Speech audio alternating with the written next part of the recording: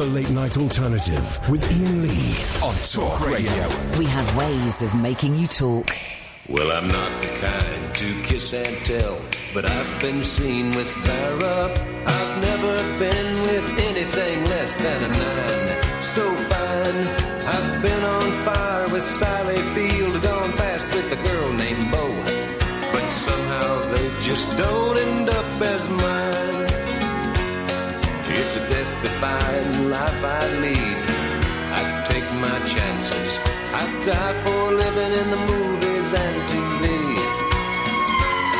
But the hardest thing I ever do is watch my leading ladies kiss some other guy while I'm bandaging my knee. I might fall from a tall building, I might roll a brand new car, 'cause I'm the unknown stuntman that made Redford such a star.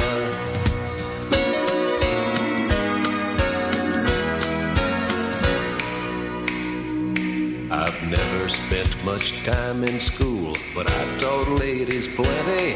It's true, I hire my body out for pay.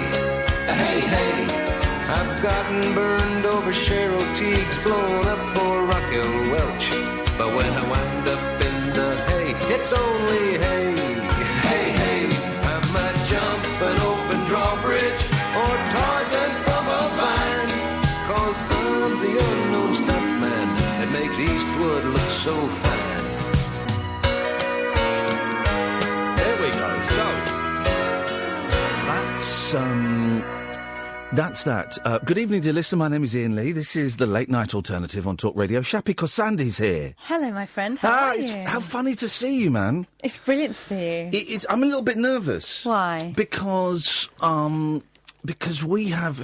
just because of that whole jungle nonsense. I know. Man.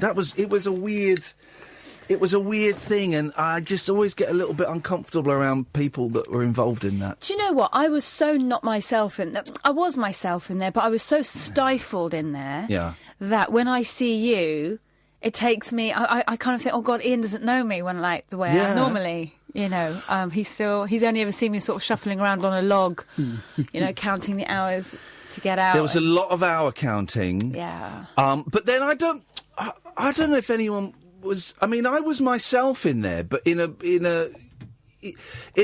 was myself in as much as I could be in a situation where normally I would have walked away. Yeah. You know, the fact that you're in this, literally this kind of small circle where you can't really physically stray out of, and there are people that I wouldn't normally spend time with, and I would want to, because I was past tense and present tense. I'm a fan of yours, so when I knew that you were in there, I was quite excited. Well, I was really excited because you don't completely remember, but you and I worked on a radio pilot. This is what you said. A while ago, and it was at the drill hall. Yeah. And I was so excited to be working with you, and you were really funny, and you were a right laugh.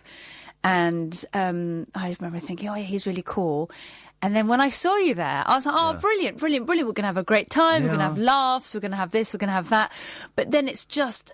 impossible to talk, you know. It's impossible to have any sort of nuanced conversation. There's no room for laughs in there. There's no joy. And you did have a go at me quite early on in the first trial that we did together with me, you, and Dennis. Right. Where we were... I'm not saying this in a... And God damn me for it. It was a tense old thing. We had to hold the briefcases. Oh, yeah. That was... I thought I was supportive. Wait a minute. Whoa. Dennis was all cross with you. I was really supportive. Dennis told me to shut the F up. He did. And then he denied that when I kept calling you sweetie. You did tell me to shut up as well. No, I never. Right, afterwards, when we're doing the bit to camera, and you said, well, I did let you talk for a bit, and I went, oh, did you now? Thanks very much. You know what? I got sent the box set. Oh, yeah, I got that. So we could look at it, but God, no. as I said to my children, I will watch that on the day where I have finished doing everything else I want to do in life. I don't. They do. They send you a lovely box set, like, you know, all beautifully done. And I couldn't help but notice on the back it lists the episodes and who does what trials. Yeah. They spelt my name wrong. Did they? Yeah, they did. They bloody well did. Did they forget their second I? Yes, they did. Well, that's not even your name. No, so maybe it's a different guy. But now, and then this is the weird thing, right? Because I'm in touch with the people I want to be in touch with. I'm in touch with you. I'm in touch with Jenny and Jenny's lovely husband, Chris. Yes. And Kez and I occasionally, have a little thing. And the others, I've got no ill feelings towards anybody, right? But then I found out that you're in a WhatsApp group with them still, just now, and I was... Part of me... This is the insanity of it. Well, I left the WhatsApp group, but it's such a passive-aggressive thing to do, isn't it? To like go, Shappi has left the conversation, or whatever it says. But I'm on so many WhatsApp groups. There's my son's football, my daughter's ballet, the Ealing runners, the everything. And so something had to go. And also I just... felt that I needed some distance. But then I saw everyone at the National Television Awards. So did I. And I'm just nosy. I want to see what everyone's up to. I saw everyone there and no one said, hey, Iain, we've got another WhatsApp group going. Do you fancy giving that one a... But you know what's really adorable is it's just like the jungle in that they'll all be having a laugh on the WhatsApp group and I'll make a little comment to chip in and everyone will ignore me. Oh. That's all right. There was a lot of you being ignored when we were in there. I was ignored a lot. Yeah. The first thing I had to do was, when I was in there, was do that silly game, and then I had to pick 5 people, right? And everyone was been saying, why did you pick those 5 people? And I don't know if I may have told you this. Yours were the only, even though I got your name wrong, yours were the only 5 names that I knew. Because I didn't know who was in there, and I'm looking at these people going, I don't know if I could name 5 of them. I thought it was I thought they would have told you who everyone was, because that's quite a gamble they took, that you would know, the names of everyone there. Well, they did, because I was in Australia for nearly 2 weeks. Yeah. And I was in lockdown without a phone or a computer. And when I left England, Dennis had been announced, and I think Amir had been announced. Yeah. But then that was it. And I was in lockdown so that I wouldn't know who was going in.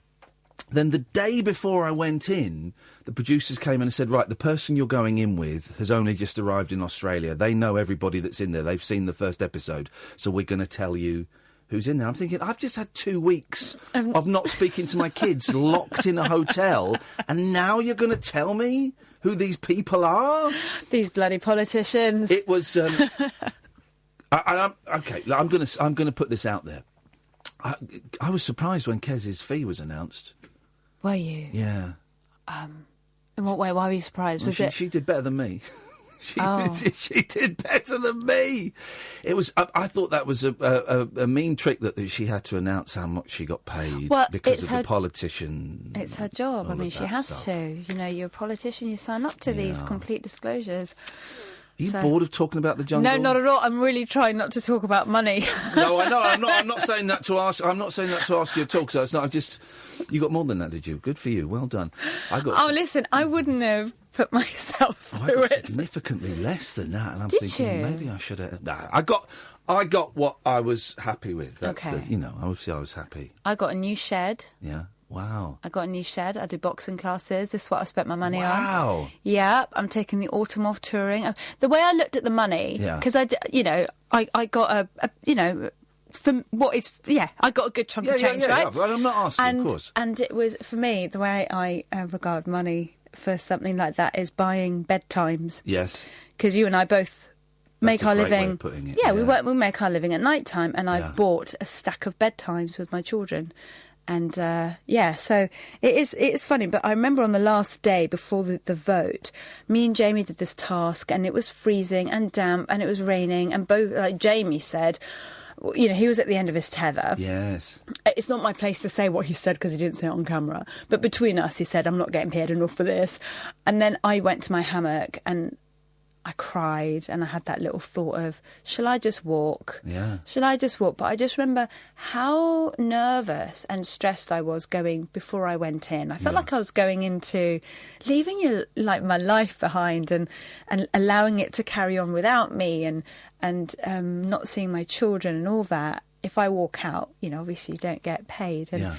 And it has changed my life, though. It gave me a lot of confidence when I came out. I got confidence out of it. But I guess maybe we got confidence from different things, because I got confidence when I realised, when either Becky or Vanessa went, the third or fourth person, and I realised that the people outside were seeing something that perhaps I hadn't picked up on, and that people were actually voting for me. And coming third, that gave me an amazing amount. Cause it's like, some people like me. God. I didn't get confidence like that because I was out first. Wait a minute, I did not get booted out first. No. As my mother said, you were released early for good behaviour. Thank you very much. No, I just, in terms of like hanging out with people that was so business-like, and I sort of came out, and also, this is unexpected, I'd only been driving for about 8 months before I went in, and before I went into I'm a Celebrity, I cried on the motorway a lot while driving because I found it terrifying. And now I drive like a bandit. Yeah, there you go. I'm such a good driver. There you go. I went the wrong way up a dual carriageway the other day, and I kept my cool. Well, hang on a minute. That doesn't make you a good driver, like you were just saying you were. Okay, it's not a good driver, and I'm not condoning that sort of thing. Bad driver. No. Everyone said, how lucky you were that you didn't see a car. If there were cars coming, I wouldn't have made that mistake. No. What I learnt was, do not get behind the wheel after a gig. Yes. At night time, for me, it's too late. I'm too long in the tooth with driving to be able to do, a whole show and get behind the wheel and drive 100 miles. But no, but I sorted it out, and it was fine. It wasn't fine. It was a bad mistake to make, I've driven the wrong way up a one-way street and things. These things happen. I realised in a split second, and I sorted it. That's what I mean. Like, you're going to get loads of emails going, can't believe she's proud of the fact that she drove the wrong way up a dual carriageway. No. These idiots listening to this, God, they can barely string a sentence. But I'll prove it to you. Put your headphones on. We've got Alan who's called in. Good evening, Alan. Evening, Mark. Evening, Shappi. Hello, love. It's good to see you fresh from the jungle. Freshish, thank you, though. I've got a question for you, Shappi. Oh. Uh-huh. If you could do any trial that you missed out on, what would it be? Ooh. Any trial that I missed out on? Yes. I think I would have enjoyed creature endurance. Like, I think I would have been absolutely fine with snakes and rats crawling all over me. Yeah. That would have been my trial of choice. I tell you what, Becky and Toff did a trial where they ate lots of disgusting things. Yeah. All they did was tell me about what they had to eat, and I was sick. Do you remember when you came in? I was sick. Yeah. So I'm really glad I escaped the eating, but I'd quite like to have shown off about how unscared I am about snakes. What would you like to have done, Alan? Celebrity cyclone. Well, that doesn't count. That's a reward for lasting. That's not a trial. That was fun. We were offering them money to have another go at that. Or the bus took a bonanza. Yeah, that was the eating one. I did that. You did. I watched you do that. Oh. I felt really sick afterwards. It's my favourite one of the whole series. You'd have loved that, Alan, chomping down on a pig's vagina. Or kangaroo's testicles. Yeah, we didn't have kangaroos. I had turkey's testicles. Well, in the earlier series, it was the kangaroo. Yeah, well, I'm talking about the classic series that was the last one. Thanks so much for your call, Alan.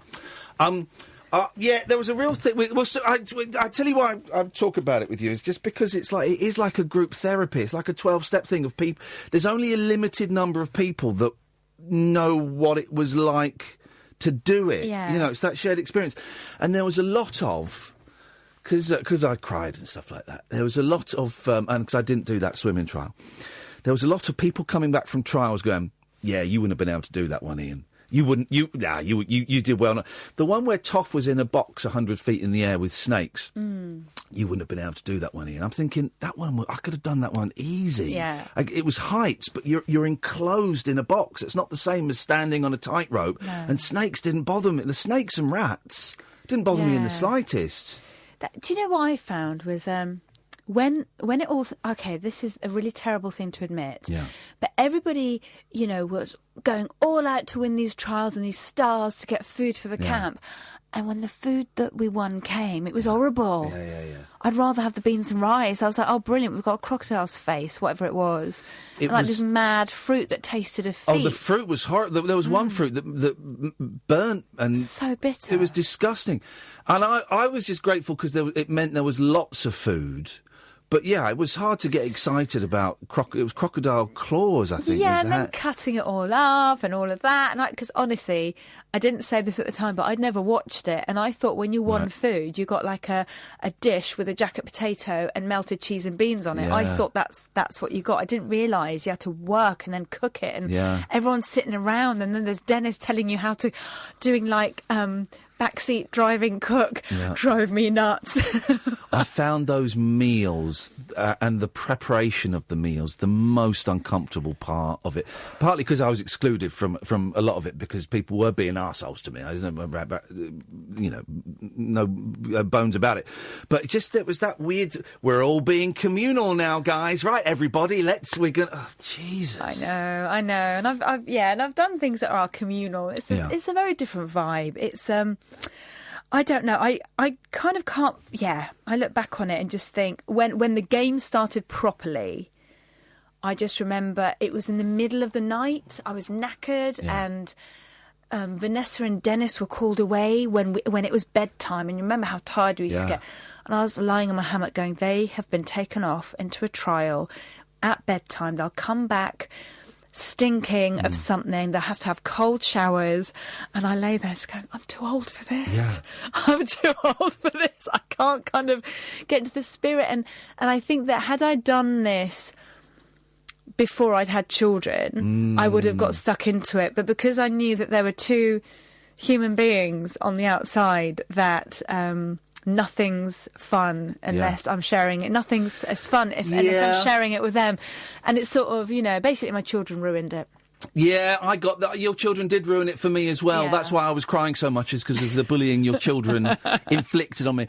We'll talk about other stuff in a minute, but I enjoyed it because of my kids. Oh. The bits I enjoyed because I thought my kids are going to see me looking like an absolute idiot, and they are going to find this hilarious. Yeah. Like the thing when I was 100 feet up in the air. Apparently they were jumping around the kitchen when I did, all of that. Yeah. And so I could kind of connect. Yeah, I think it's different though, because I think your kids are a little bit older, and also crucially, what I did not. My daughter's only 4, and I'm her only parent. Yeah, and I think that had I, with my son, he was with his daddy, and my daughter was loved and in a nest of feathers. But I think being her only parent, I did. It's not something I would do again. I don't think, not until she's a lot older. Let's get down to business. Let's get down to business. So, your show... My show. That is at the Soho Theatre all this week? Oh, it's not on Wednesday. It's on Tuesday, Thursday, Friday and Saturday. So why did you make it so difficult for us to arrange a date for you to come in then? Because I didn't make it difficult. You made it quite difficult. Well, I made it initially difficult by cancelling because I was ill, let's say. OK, so it's on Tuesday, Thursday, Friday, Saturday. Yes. What is it? I saw a poster for it the other. I was in the Soho Theatre and I saw a poster. Yes. It's. Do you know what? I'm not doing the Wednesday. This is the only time in my life I have pulled a show. And the reason is I had tickets to Imagine Dragons, which is my son's favourite band. Oh, you mentioned those, yeah. Yeah, I'd got him tickets for Imagine Dragons, and then my agent said, but that's the week you're at Soho Theatre. I'm like, I can't miss out on my 10-year-old seeing his favourite band. I need to be there. So that's why I'm not there on Wednesday. So it's a show about Emma Hamilton. Yeah. Who is the mistress of Horatio Nelson's, who was the love of Horatio Nelson's life. Yes. And she used to be, she was one of those Georgian girls who came from a poverty-stricken background, came to London, worked as a cleaner, worked in theatres, worked as a prostitute, a sex worker, and in brothels. And we know that she worked in a brothel because there's something called the Harris List that they had in those days, where it was a review of all of the Covent Garden prostitutes. When you say review, like kind of marks out of 10? Like TripAdvisor. Wow. Yeah, because 1 in 6 women in London back then at some point worked as sex workers. No way, that's incredible. 1 in 6. So she was amongst them. And so I sort of talk about that and just talk about just how we view sex workers. Yeah. And just compare it to my own life and situations in my own life where I've traded, might have traded sex for something, and why do we ever judge, and how do we judge, and how things have moved on for women, because she had to, she and I were both life models, we were both single mums, both cleaners, and I sort of compare her life to today. And she was a thoroughly modern woman, but crucially, when Nelson went into the Battle of Trafalgar, he changed his will and he said, please look after Emma Hamilton. He begged his king and country to look after her in the event of his death, but they didn't. And they didn't. They ignored that because she was a sex worker. Because she was a sex worker, because they weren't married, because they wanted Nelson to be about Trafalgar and not about this woman from the wrong social class. So what happened to her then? They just... She went to a debtor's prison, and then when she came out, she fled to Calais, and she died a derelict alcoholic refugee in Calais, ironically. God. Yeah, so I know this doesn't sound like a comedy show. I'm well aware of that. But it is. It is. And it's been an awful lot of fun. Did you do? You've been doing this for a while, haven't you? Yeah, since the Edinburgh Festival last year. Okay. And then what? So you're doing it at the Soho Theatre, and I'm going to come on Saturday, if Amazing. that's all right. Thanks very much indeed. And then do you tour it, or is then that show done, and you look at something else? No, yeah, so I'm touring it. So this is my biggest tour, 50 dates. Wow. So I'm touring it all over the country until June. I go everywhere. And then I'm not going to Edinburgh this year. I'm not doing a new show. And thanks to I'm a Celebrity, I'm taking the autumn off touring, and I'll think of another project, another stand-up show. But I've been constantly touring now for 10 years. Yeah. I need to take a step back. And what I need to do, what I want to do, and I can't wait to do, is get back to the clubs. Get back to the... Really? Yeah. That is exciting for you, is it? Do you know what, Ian? I am a spit and sawdust, cut my teeth at jongleurs comic, and I'm looking forward to going back to my roots and being a gag, I used to be like a real machine gun fire gagmeister, but then you do longer, nuanced shows. Yeah. And I want to be bulletproof in a club again. Wow. I love it. When was the last time that you were kind of really doing that? Constantly. Yeah. 2006. Wow. Yeah. You nervous? Because we're older. We're the same age, I think. And we're bang on the same age. I think I'm a day older than you. Yeah, all right. Don't rub it in. All right. I'm taller than you, and that's what really counts. As everyone's taller than me. Yes. Because I did stand up, and I was never very good at it. It was always a means to an end. And as soon as I got on telly, it's like right, well, I've done that now. I don't need to do it.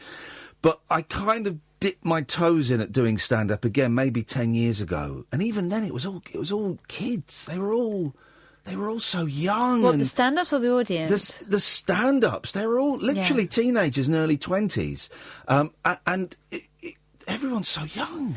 But that's great. Well, I love... So focused. But I love that because, I'll skip into a club in town and the audience are young. Yeah. They're the age I was when I started to go to comedy clubs. And it's so exciting. I find it really exciting that they've come out and they've chosen this night and to watch comedy. And because I'm better at it than I was back then, there's no fear. Yeah. I know what I'm doing. And I really... really enjoy sort of being the sort of older comic, sort of making these young people laugh because they're my pension. You've got to get the young on side. You see, I'm the opposite to you because if I ever get telly is the means to my end, which is filling out theatres. Yeah. So for me, live comedy is where I get my pleasure. Yeah. So any bit of telly I do, it's to get people to come to my live shows because that's where I really enjoy myself. Yeah. Coming out of the jungle, I'm a little bit confused as to what I am, in terms of career and in terms of personal life as well and stuff with, marriage falling apart and all of that kind of stuff. Has it made you more focused as to what you are, or not? It made me realise just how important it is for me to be single. Right. I'd never really been single before. I've been in Right. continuous relationships right up until this August. Yeah. And then I dilly-dally, I had some... Dilly-dallied. I had some fun with dilly-dally. some people.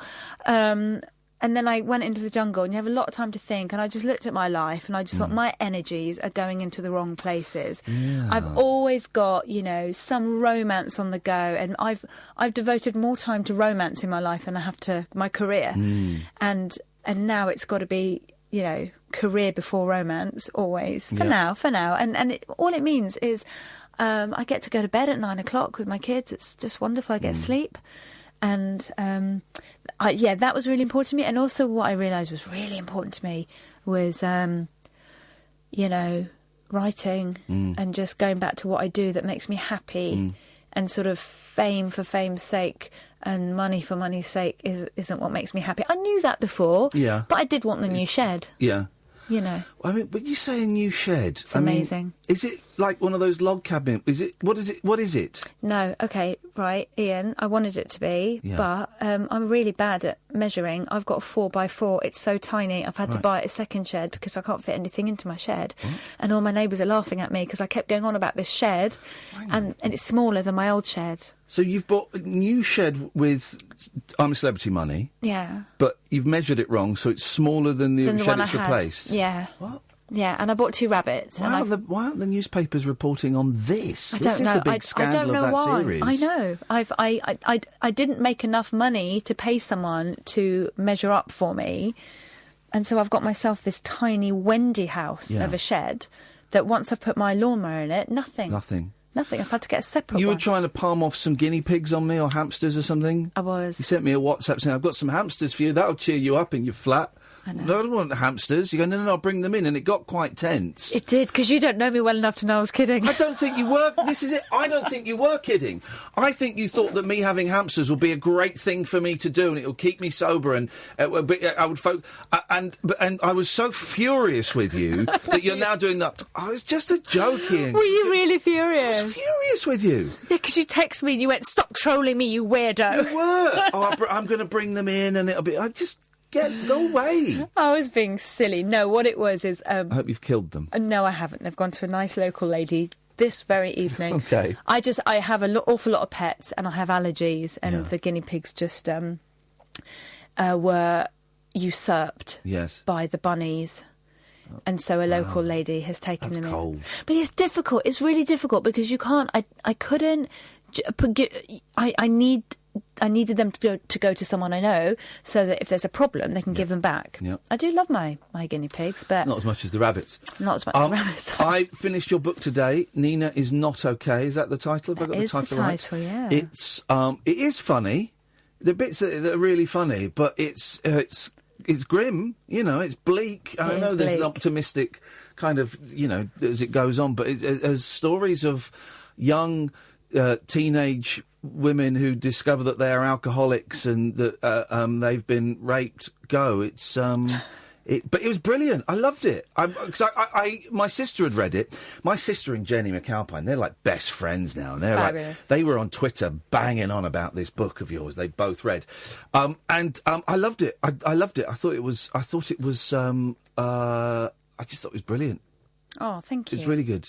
Are you going to do any more books? I am. I'm writing a second book, which is... I don't know what it is about me in novels, but I just go bleak. Yeah.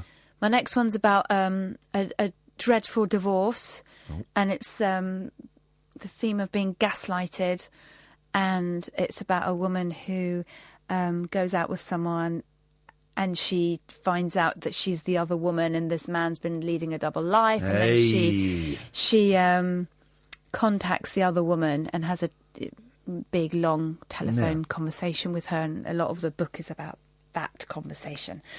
So, yeah, I like to go dark because my stand-up's so stand-up-y, but in real life I've got so serious. Really? Is that age? Being a parent? I don't know. I think it's tiredness. And I think that, because my tour is so long, I'm on stage so much, I'm completely sated by having a laugh. Yeah. I have a laugh all the time. And so one-to-one, or when I sit down to write a book, I go to all the dark places, and it's so much fun writing dark. Yeah. People said to me, when you're writing Ninja's Not Okay, that must have been a real journey for you. I was like, I sat in my bedroom having an absolute blast. Did you really? Absolutely loved it. Because I want to write a book, right? But it turns out it's much harder to write a book than it is to read a book. I could have probably worked that out. But how do you discipline yourself? I don't. It's awful. I'm a real procrastinator. Yeah. One thing I did is I put a notice up on my laptop saying it's not going to write itself, dickhead. Yeah. So I did put that, because you just what is meant for you won't pass you by. I can't even joke about that. I can't. I'm not joking. I'm serious. You're right. What is for me won't pass me by. Yeah. I might get that tattooed on my face. So you procrastinate a lot, do you? I do.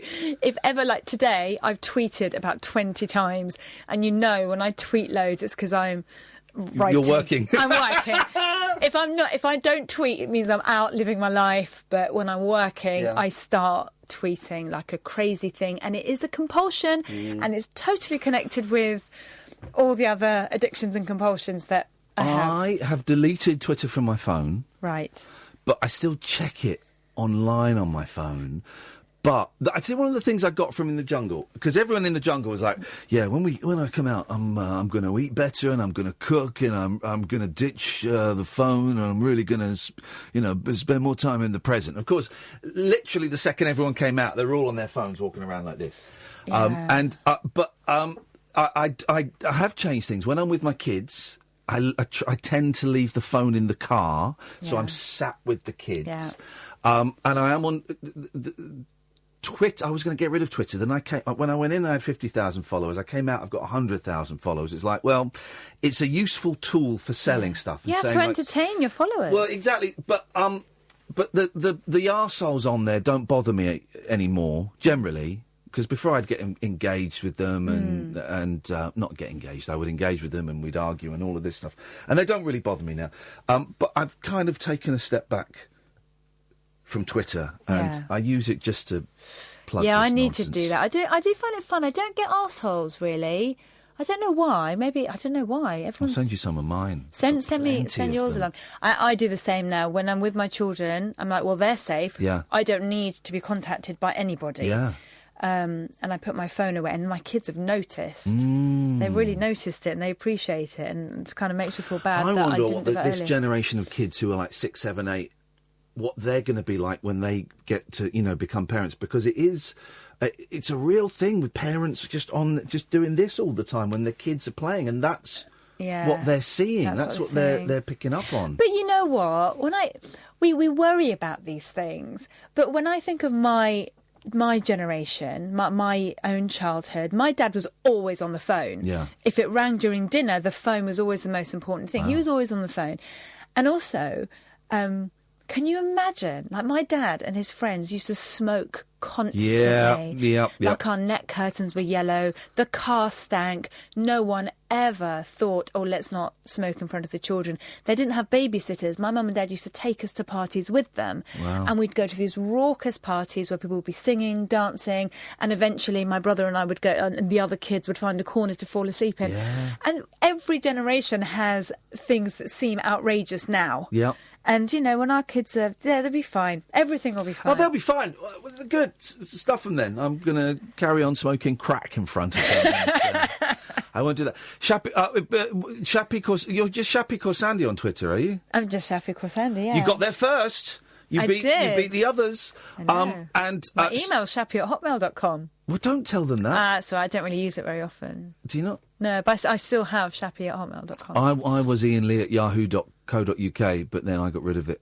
Yeah, it just shows how old I am. Yeah. Well, a day older than me, and that extra day, I think, really shows.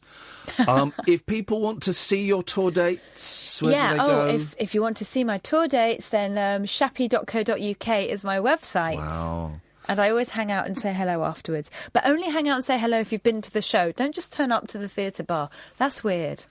Some people do that. Really? It's really odd. Saturday night, guys, if you want to see a jungle reunion at the Soho Theatre, it's going to be me and Shappi. Awkwardly. It was funny when we went to the National Television Awards, and I'm so glad we went together. You can go in a second, I promise. It was nice talking to you. Well, we were holding hands going up the red carpet.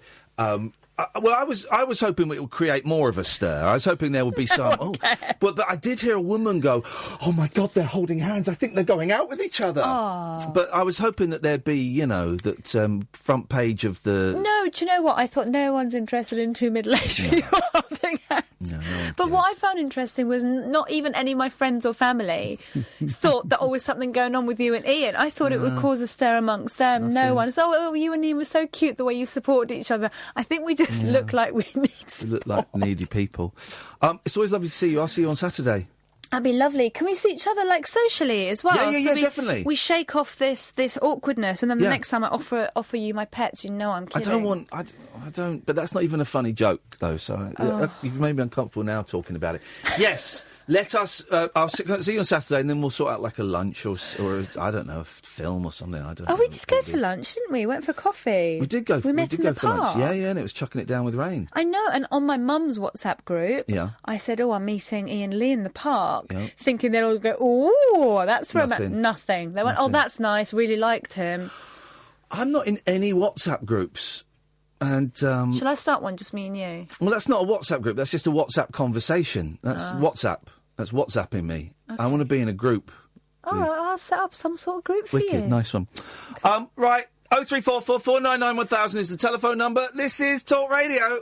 The Late Night Alternative with Iain Lee. Unfiltered Night Talk with the original king of unconventional conversation on Talk Radio. We have ways of making you talk.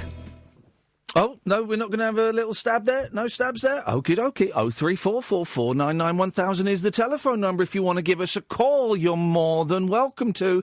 Good evening, Angela. Hi, Iain.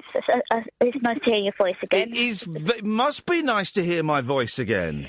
Yeah, sorry I've been on for a while. I've been... There's no need to apologise to me. I don't care. I don't care. I know you don't, but I just want to ask you something. Yes. Why don't you and Rufus Hand do a show together? Why would we? It'd be interesting. Would it? Yeah. In what way interesting? I don't know. I don't know Rufus. I think I must have met. No, I think I met him once, but I don't know him. And quite often, when you do shows with people that you don't know, it's all a little bit awkward and a little bit uncomfortable. I just thought I'll give you that kind of thought. What? What? I just thought you might give to think about it. It'd be quite interesting. Why don't you do a show with Rufus? I don't live in London. Is that the... I don't live in London. Where do you live? Well, it's none of your business. I live in Coventry. OK, well, it's still none of your business. I've tricked you into telling me where you live, but you've not tricked me into telling you where I live. No, that's a shame. What? But why? But just because you don't live in London, that shouldn't stop you doing a show with Rufus. I wouldn't wish that on him. Well, there you go. You see, there you go. But I tell you, I did used to do night work because I tend to stay awake at night more. So suddenly it's not your location that's preventing you doing a show with Rufus. It is your inability to work at nights. No, I can work at night because that's what I used to do. I used to do 10 to 7 in the morning. Yeah. But I could do a show with him. Well, why don't you phone him up and ask if you can do a show with him? I will next time he's standing in for you. Beautiful. Well, I'm away in March, so maybe he'll be in then, and you can put it to him. Yeah, I could, couldn't I? All right, nice one, Angela. Okay. Thanks. Thanks, Iain. There we go. Thanks very much indeed. 0344 499 1000 is the telephone number. You can call about absolutely anything you want. There is that weird thing where you kind of think that if you put your two favourite people together, then it will create just like the best thing ever. But I present you with Queen and David Bowie in Under Pressure. It's a lousy song, man. It's a lousy song. And everyone would have thought, Freddie Mercury and David Bowie, gender benders, this is going to be great. And then it came out and it was really limp, egotistical, fueled, probably cocaine-fueled, rubbish song. It was a rubbish song. Terrible. 0344 499 1000 is the telephone number if you want to give us a call. You're listening to the Late Night Alternative on Talk Radio. You can listen to the show on DAB by downloading the app or by going online to talkradio.co.uk. You can also watch the show, guys. You can watch the show on my YouTube channel. I'm just running. We're doing... Bizarrely, there are now 2 live video feeds upon which you can watch the show. So if you go to youtube.com/rabbithole, you'll see 2 live feeds. One I'm streaming from my mobile phone and one I'm streaming from webcam. There is currently no audio from the webcam, but I don't let that put you off. I'm conducting experiments for what will become mine and Catherine's potential live TV show on the Rabbit Hole YouTube thing. But it's really difficult to conduct live experiments whilst I am doing a live radio show. So, and I'm aware that this is kind of a niche thing for, a minority of you. So I'm not going to devote too much of the radio show to it. But we'll I'm doing experiments is basically what I'm saying. Okay, guys? It's experiments. 0344 499 1000 is the phone number. If you want to give us a call, you're more than welcome to. Thank you to everyone who came and saw the show last night in Bath. That was weird, wasn't it? It was a really weird, dark vibe in Bath. Lovely, beautiful place. I love Bath. Wonderful drive-in. Great scenery. Very, very steep hills. Kath got there early, had a nice little spot of lunch. And beautiful theatre at the Rondo Theatre. Absolutely stunning little place. Sold out 100 people. Well, we'd sold 100 tickets, but there were about 12 people that didn't turn up. Imagine that. You've bought tickets to the theatre and then you decide not to go. I've bought tickets for things and not gone, but 12 people? That was... it was 12% of the audience. 12% of the audience didn't bother to turn up. Hey, listen, I don't care. We trousered the money anyway. We still got the quids for it. But I'm really surprised that many people didn't turn up. And boy, oh boy, they should have turned up because it was a very strange... I tell you what I'm going to do. I'm going to play the answer phone message that we got from Sue. Do you think that we can... And I know it's a little bit cross, but basically what we do is we do this show called The Rabbit Hole, and people can phone up at any point and leave answer phone messages. And we got this message, and normally they're quite light-hearted, phone calls about farts and the Beatles and things like that. And then we got this message, and I was intrigued by it. Have a listen to this, and then we'll talk. Hi, my name's Sue. I'm calling from Switzerland. My name is Sue, and I'm dialing from the number 00... Right, and then she gives out the number, and the number she gives out is because it was on Skype, 20... the number was logged, okay? 059. I would like to have a discussion about death, basically. Yeah. Call me back, please. Thanks. That bit at the end. Call me back, please. Thanks. And so we kind of ummed and ahed, and we decided we'd call this woman up. And when we called this woman up on the number she'd left, which was also the number that was logged in my Skype, it was answered by Swiss person. I don't know. But basically, we spoke to a couple of people in various languages, because they speak 5 languages over there, and no one was able to. They kept hanging up on us and didn't want to talk to us. We never got to speak to Sue, and it was just the strangest, most mysterious. It's about 40 minutes on and off, with us trying to get hold of this Sue woman. And I suspect we will never hear from Sue again, that she is one of those mysteries that will just never be answered. But it was a weird vibe. And then we had a lad phone up, not Zach, because someone did it before Zach. A lad phoned up. It's got to be like late teens, early 20s, to tell us in the middle of a live show that there'd been an explosion in Leicester and that we should let all our viewers know. And we're like, first of all, we thought it was like, a joke. And then we looked and there had been an explosion in Leicester, obviously, a horrific explosion in a shop that I think's killed 5 people. But here's the thing, dear listener. When you're in a live theatrical environment, in front of 88 people, and someone phones up and says, yeah, there's been an explosion and you should let your viewers know in case they've got anyone in Leicester. Bear in mind we were in Bath, we were miles away from Leicester. It done half sucked the life out of the room, didn't it? Really sucked the life. And this came after midway through the whole Sue thing.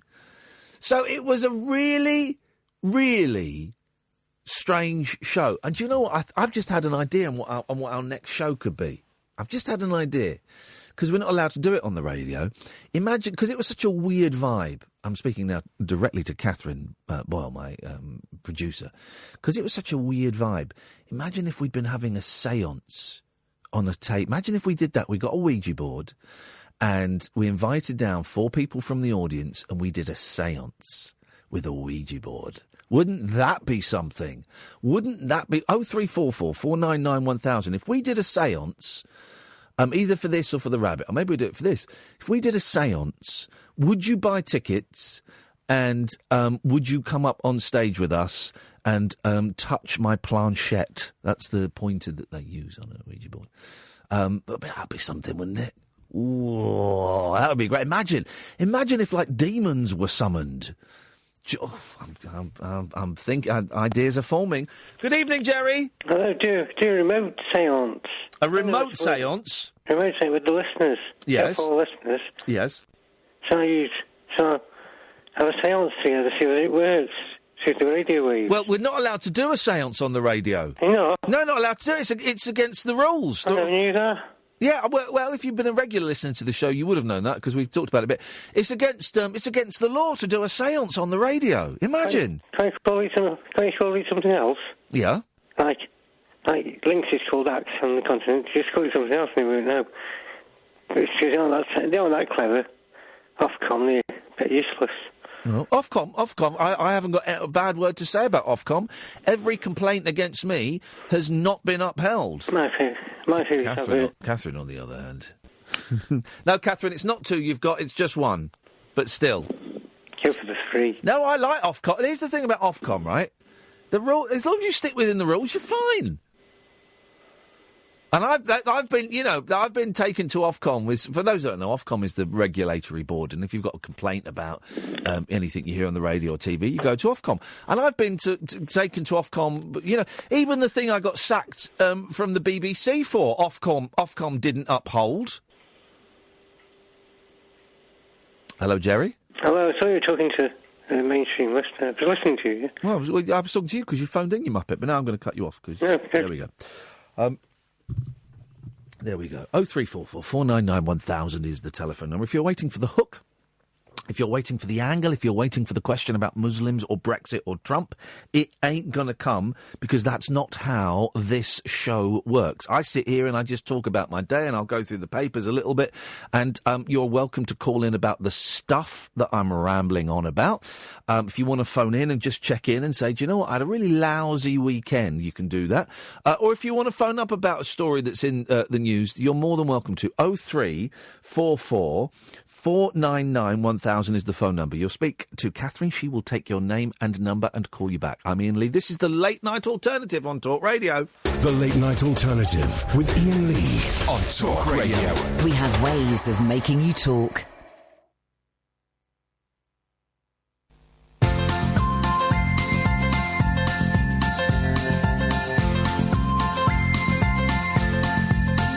There's a voice that keeps on calling me. Down the road, it's where I'll always be. Every stop I make a new friend. Can't stay for long, just turn around and I'm gone again. Maybe tomorrow I'll wanna settle down. Until tomorrow I'll just keep moving on. Down this road that never seems to end. When new adventure lies just around the bend. So if you want to join me for a while, just grab your hat, come travel light, that's old style. Maybe tomorrow I'll want to settle down. Until tomorrow, the whole world is my home. So if you want to join me for a while, just grab your hat, come travel light, that's old style.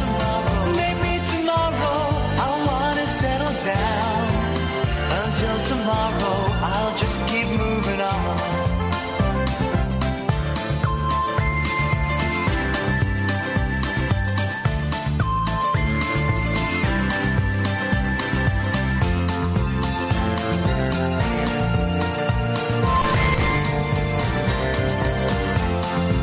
Maybe tomorrow, I'll wanna settle down.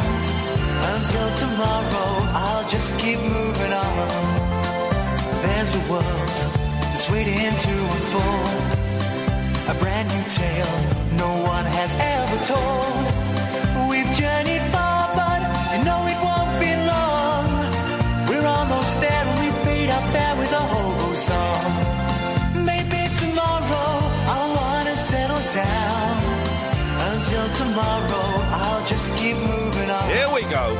So if you wanna join me for a while, just grab your hat, come travel light, that's old style. Maybe tomorrow I'll find my Here we go. Here we go. Until tomorrow, hey, you know I'm free to roll. Ba-dum, ba-dum, ba-dum, ba-dum, bum. 0344 499 1000 is the telephone number if you want to give us a call. This is the Late Night Alternative with me, Iain Lee, on Talk Radio. And I think we may have made a breakthrough. If you want to watch the show, go to youtube.com/rabbithole and you can have a little look there and see what is going on. I'm going to shut one of those feeds off in a second. It's Monday night. Lovely to see Shappi. You know, when you do these big reality shows, people... always say, we're going to make friends, going to make so many friends. And I don't do jobs to make friends. I do jobs to get money. But I'm going to be friends with Shappi, and I'm going to be friends with Jenny, and that will do me. They were two lovely, lovely people. So, and Jenny's husband, Chris, who's just the nicest bloke. We need to find a reason, Catherine, to go back up to Manchester so we can go to Jenny and Chris's... restaurant, Annie's, and I'm going to be honest, hopefully blag some free food. I mean, that doesn't sound too outrageous, does it? 0344 499 1000 is the telephone number. I tell you what gets right on my tits is I was on the train today because we were in Bath last night, and then I was doing Good Morning Britain this morning. They dropped my second hit. They always come in and they say, we're supposed to do it at 6:50 and 7:50, no snails. And 7:30, they come in with a disappointed face. Oh, I've got some bad news, Ian. And I said, what, are they dropping the second hit? Yes, they are. I said, I still get paid the same, right? They went, yeah. I said, fine by me. Car's coming at 8, is it? Beautiful. It's fine. Love it. Do me. I do love being on Good Morning Britain. Susanna Reid is the most delightful human being. When I sat down at the desk, she squealed with excitement. She squealed. So it was so nice to see you in. It was so nice to see, and it was nice to see her. And do you know what? It was nice to see Piers. It was all right. And it was nice to see Charlotte. And we had, it did it. But what it meant was, I parked at Talk Radio Towers last night. Got to Talk Radio just after 1. Oh, man. Did you hear Howard Hughes last night? Flipping heck. I dipped in and out of Howard because I was listening to a podcast about the Bruce Lee movie, Big Boss. And I dipped in and out of Howard. But, oh, man. His last guest in the last hour. Did you hear any of it, Kath? The fella, right, who was... his title was brilliant. He was like he was like an electronics and digital. His job, right, was detecting whether you were being bugged, right, digitally. But then he also, like a little PS to his title was, and he also prevents mind control. And Howard didn't mention that bit. He didn't mention it. So the first 20 minutes, it was quite interesting. The first 20 minutes was talking about bugging. There's like bugging and stuff. I think this is boring. Come on, man, let's cut to the chase here. It's all about bugging, right? And then the guy said, "Actually, Howard, there's something I want to talk about." And I thought, here we go. When the interviewee starts steering the conversation, you know you're going to get some ripe old bullshine. And he said, "I want to talk about an event, an occurrence that happened at an event. I was part of the conspiracy theory con 2016, and we were targeted by military satellites because on the Saturday everybody started feeling ill and queasy, and most people went home, and on the Sunday everybody felt better. And it is of my belief, in fact I have been told this by a Russian contact, that basically the military were zapping the Conspiracy Theory Convention 2016 with a satellite that makes people feel a bit queasy. It wasn't even brown noise. It wasn't like they were puking up. It just made them feel a bit queasy, so they all went, "Nah, we should probably go home.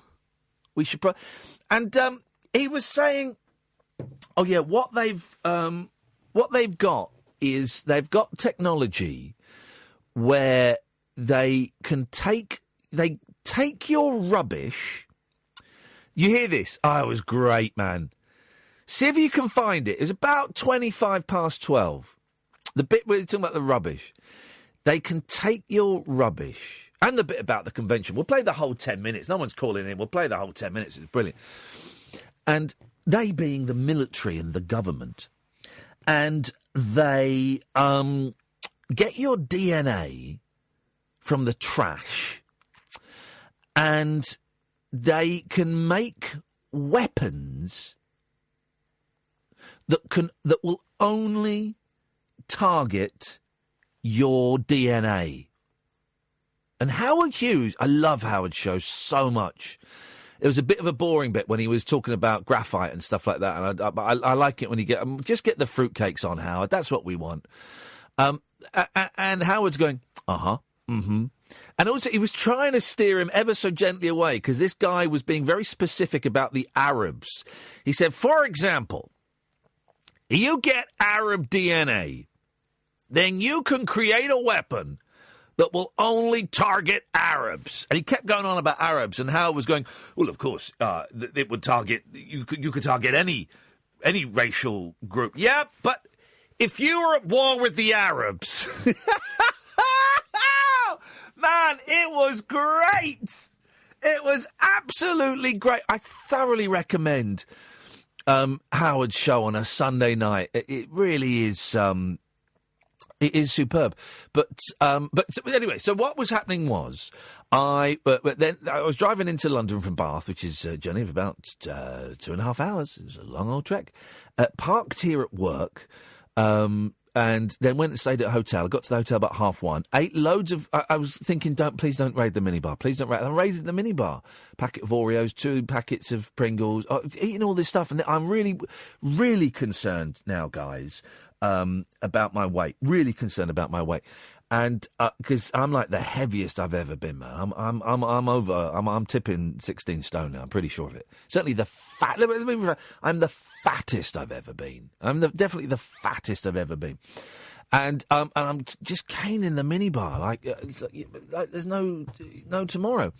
And there was a tomorrow, and it involved me getting up at 5 o'clock and going and doing... I was telling you this for a reason. There was a reason that I was announcing this, and I'm buggered if I can remember what it was. It was filler. It's all filler. It's all filler. No one's calling in. No, I feel like Julia Hartley-Brewer. So I'm not going to have a rant about Muslims.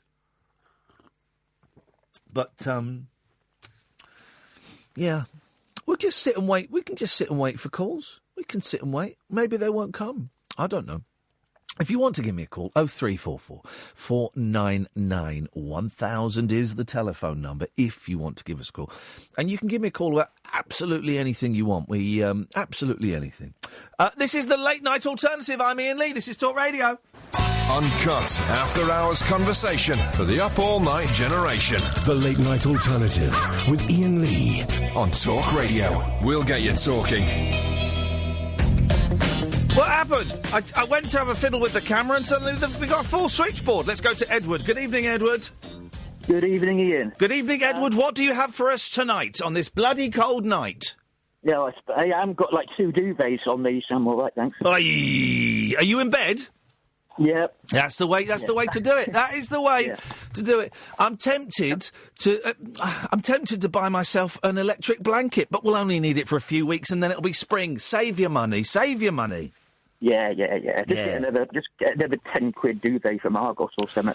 Well, this is what I didn't realise. We had this discussion recently. I took some duvets to be dry cleaned because my children had puked all over them, for 3 duvets. 1 double and 2 singles, it was about 48 quid or something, and everyone went, you could buy 3 duvets for less than that. Can you? Yeah. Well, you just said you bought a duvet for a tenner. Oh no, I didn't. No, my duvet cost 335 quid. What the heck? Blimey! What the heck? What is it? Is it stuffed with real life geese? No, that would be awful. Really?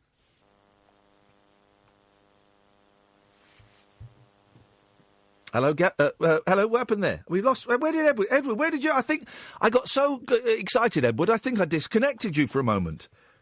Oh, did you? Oh, well, no worries. I haven't got an awful lot to say. That's all right. Don't matter. What's going on? What's going on? I'll see what's going on. I'm not sure it's because I'm getting old now. Yeah. But what really annoys me is people saying obviously all the time, at the beginning of every sentence or at the end of every sentence. You've just reminded me what that whole thing about me listening to Howard Hughes and what that was about. Go on. Yeah, tell me about the obviously, and I'll tell you what it was. Go on. Okay, right. Well,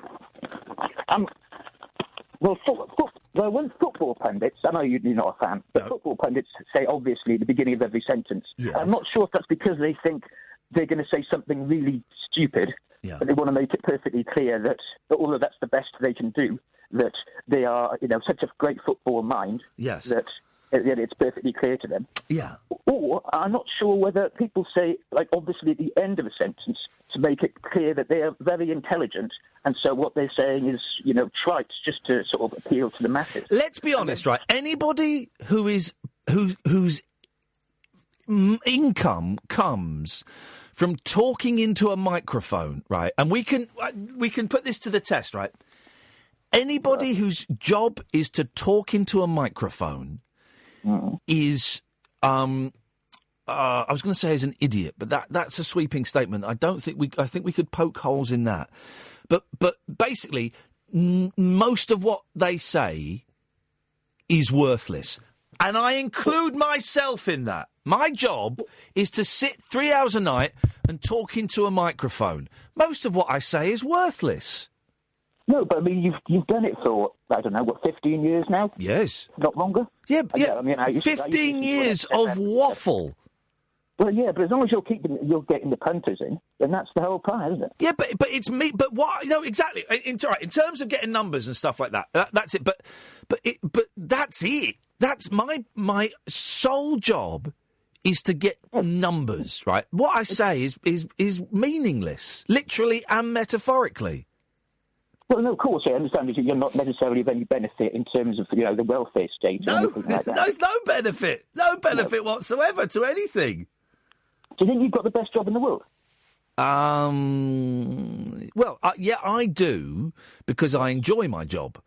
But then, the woman who... I don't know. I can't think of any other jobs that people do right now. My mind has gone a blank. But you've reminded me why I was doing that whole long monologue and where I was getting to. Howard Hughes. I had to get... Yes, right. So Howard Hughes, and we'll play a clip of Howard Hughes in a bit. But that was all a sideshow, because what it meant was, basically, I had to get the train into work tonight because I left my car here last night. So I got the train in, which I like getting the train in because I can have a little read, I can have a little cup of coffee, I can, of course. It's enjoyable. But then a guy came in, and it was quite an empty train, so I had 4 seats to myself. And then a guy came and sat opposite me, right? Mm. And he had his headphones in and he was watching like a programme on his phone. And all I could hear was him going... Just sniffing. Just sniffing. And I'm thinking... I'm thinking, blow your nose. Just blow your nose, mate. Blow your... And honestly, 15 minutes he was. And in the end, I got up and moved away because he wouldn't stop sniffing. Did he look like a cocaine addict? I don't think it was cocaine. I think it was a cold. I think he just had a cold. But it was disgusting. Now, and also, that isn't... First of all, that's not good for you to sniff that much snot in. That's going to... Your tubes are going to be bunged up. Everything's going to be... you're going to get headaches. But it was just disgusting, man. A real disgusting noise. Yeah. Okay. But another quick question, if you don't mind. Yeah? Would you ever wear a pink pair of trousers? Would I ever wear a pink pair of trousers? Because I've been watching a lot of daytime telly of late. Bargain Hunt and Michael Portillo and all that. Yes. They all seem to wear pink trousers. It seems the posher you get, the more ludicrous your fashion sense gets.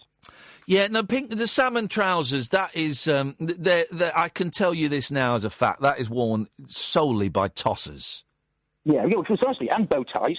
Yeah, it's worn solely by tossers and bow ties. Oh, and bow tie wearers. Yeah, and I like the idea of a bow tie, but you look like an... I tell you what I do like, and every now and then I'll go through a phase, right? Every now and then I'll go through a little phase, right? Right. I do like braces.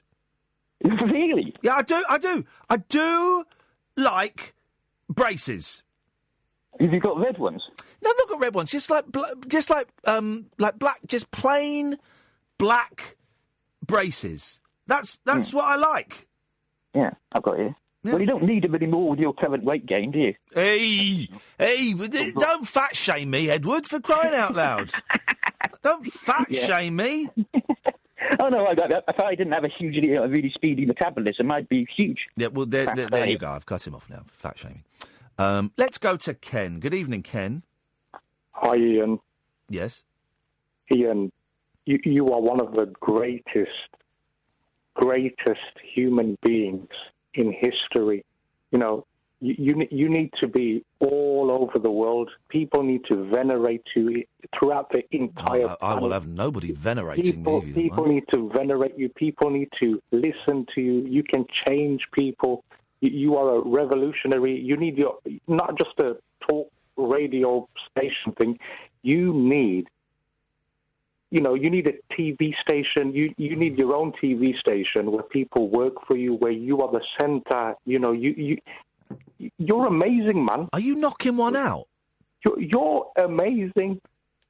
You're one of the greatest people, forget Tim Shaw. I mean, that guy fell off. I mean, you're one of the greatest human beings ever. I mean, isn't that? I mean, Tyrone, you want to have a talk? Have a talk, man. Oh, he doesn't want to talk. Look, Ian, it's because there's no one. There's no one there.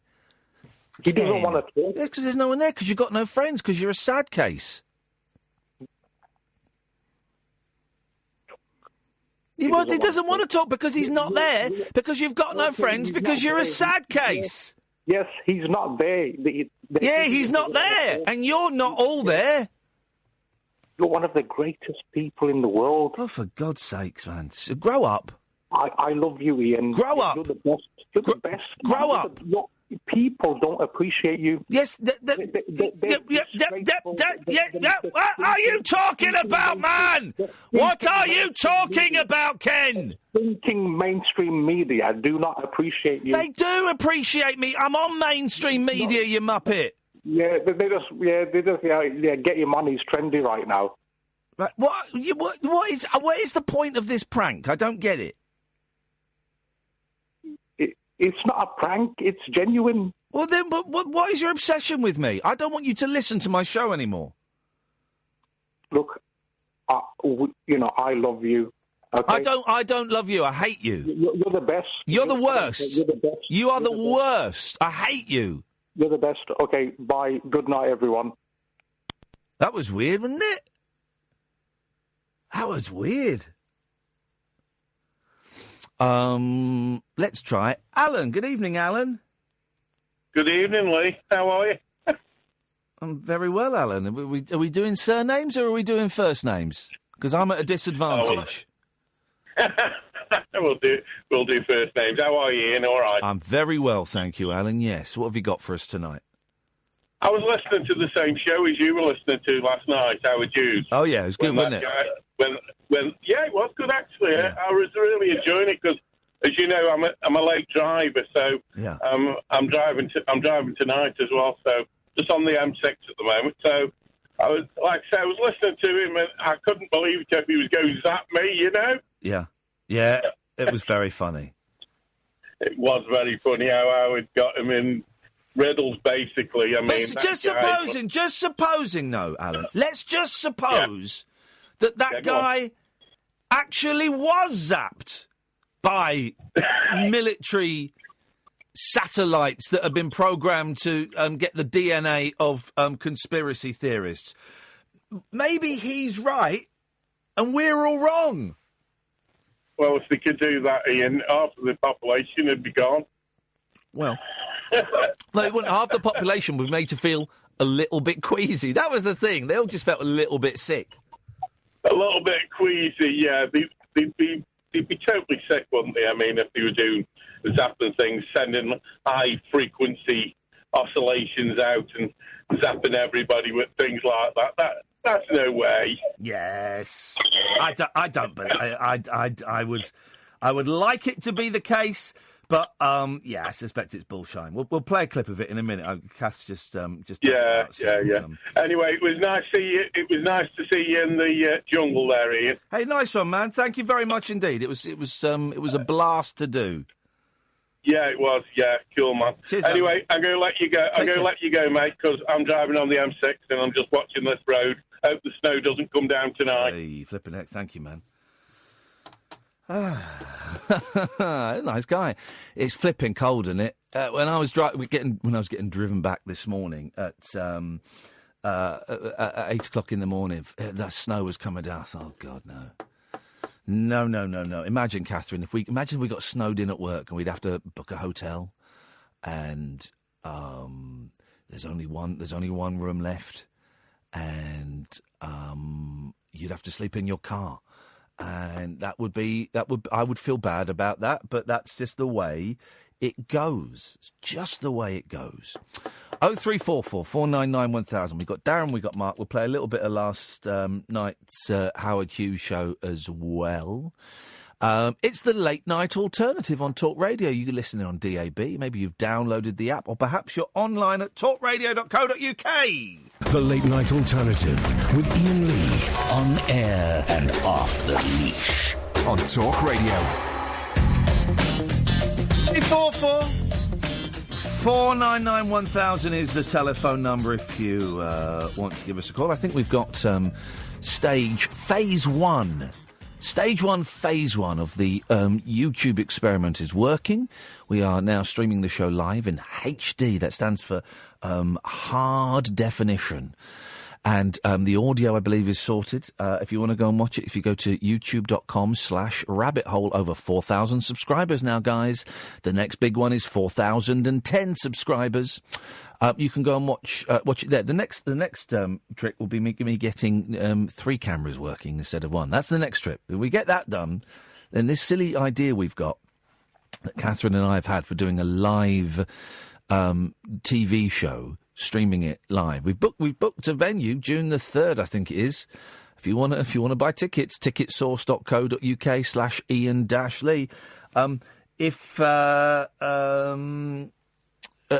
We've booked a venue to try and do a live TV show. I don't know if it's going to be possible or not, but we can do it with 1 camera. But I want 3. It's got to be 3 cameras.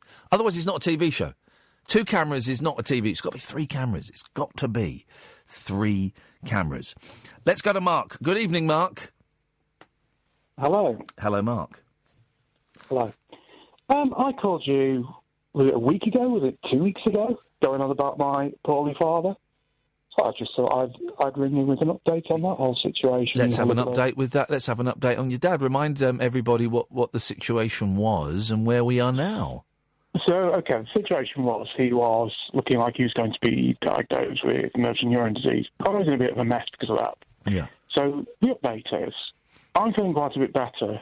He was formally diagnosed on Friday. Okay. But in the meantime, I've been talking a lot more about it, I suppose. Yeah. To people, being more open, and that's been very positive. And I'm feeling a lot better for doing that. Yeah. Sorry, Mark, did you say that when you got the official diagnosis, that was also, you felt better after that? I had last week I had a really sort of bleak week. Leading up to Thursday, I was probably at my lowest I've been for a very long time. Yeah. But then mysteriously on Friday, I felt a lot better. But this is like Friday morning, leading right up to the sort of final moment before finding out for sure what was going on. Yeah. And now I found out for sure what's going on because it's all sort of certain what's happening, and we know what's happening next. There's a definite sort of set of actions that are being taken. It just feels a lot more stable almost. The sort of chaotic, not really knowing what I'm doing has gone away. And it's like, okay, well, I know this is what's happening now. Yeah. And who have you been talking to? I don't need names and addresses, but like friends, professionals, who have you been sharing it with? No, I've been talking to like my boss at work and stuff because they're fairly open with that anyway. Because I've been off for a while with this sort of the anxiety and depression built up from this. Yeah. So that was something I was already doing, but just I don't know, just been more feeling like more I can talk to people about it, a little bit following sort of advice that was sort of given on here, almost about not being guilty about speaking about it myself, kind of thing. So I've sort of received support because of that, because I've opened up to people and they actually know it's happening. It's a positive thing. Oh, I'm really chuffed for you, mate. That's brilliant. That's a brilliant position to be in because it's going to get rocky and there'll be ups and downs and I'm really pleased that you sound a whole lot better than you did last week. Yeah, I'm definitely a lot more mentally organised and in one piece. So like I can sort of just talk about it a bit more openly now. And that's the thing, is to keep talking about it, because I don't want to put you on a downer again, but there will be times when you don't, when you drop the ball a little bit in terms of feeling together and organised with it. There will be. Let me take that back. There might be times when you feel like that. There might be times. I tell you the weird thing I had, Mark, with my mum's MS, was I would really resent her quite often. Really resent the imposition it put on my life. I would resent the disease for degrading my mum. I would resent her for being so dependent on me. Not all of the time. You know, it wasn't all the time, but there were times when I resented her and felt angry with her. And do you know what? That was all right as well. That's all right to feel that. Yeah. I've reacted in a sort of confused way and sort of retracted and gone depressed and anxious and all the rest of it about it. My brother-in-law reacted in a completely different way. He's just full of furious rage and anger about how unfair the situation is. Yeah. You know, everybody reacts differently. That's it. There's no right or wrong way of doing it. However everyone is reacting is exactly the right way for them to be reacting, you know. Yeah. So, I mean... Go on. I was going to say the unfairness is a big one. The unfairness is a big one, and I still get pangs of that about my mum. But I've kind of managed to let that go, because life is unfair, man. Life is unfair, and some people have more unfairness than others. On a more cheerful and fair note, yes, I really enjoyed hearing about your train journey because trains are awesome. There we go. Method of transportation in the country. I love train journeys. I love them, right? And I've never really done a long one, and you can't really do a long one in Great Britain. You know, for some reason my kids were obsessed about going on a sleeper train, and you can't. There's no point in doing a sleeper train in Britain. But they're a bit unreliable because I've seen them sort of pulling through Wigan at about 7 a.m. when they're meant to have been in Scotland for about 5 hours. So right, yeah, that's an even more depressing thing. You pay all your money in your book to go on the sleeper train, and you end up in Wigan at 7 a.m. Yeah, that'd be grim. You wake up. Are we there yet? Oh no, we're in bloody Wigan. The only issue I have with trains is that they can be so expensive. The number of times I've flown somewhere because it's cheaper to fly than it is to get on a train. Oh yeah, it's stupid. I mean, to get from where I am in the northwest down to London, it's nearly 400 quid if you just walk in and say, I want to return to London today.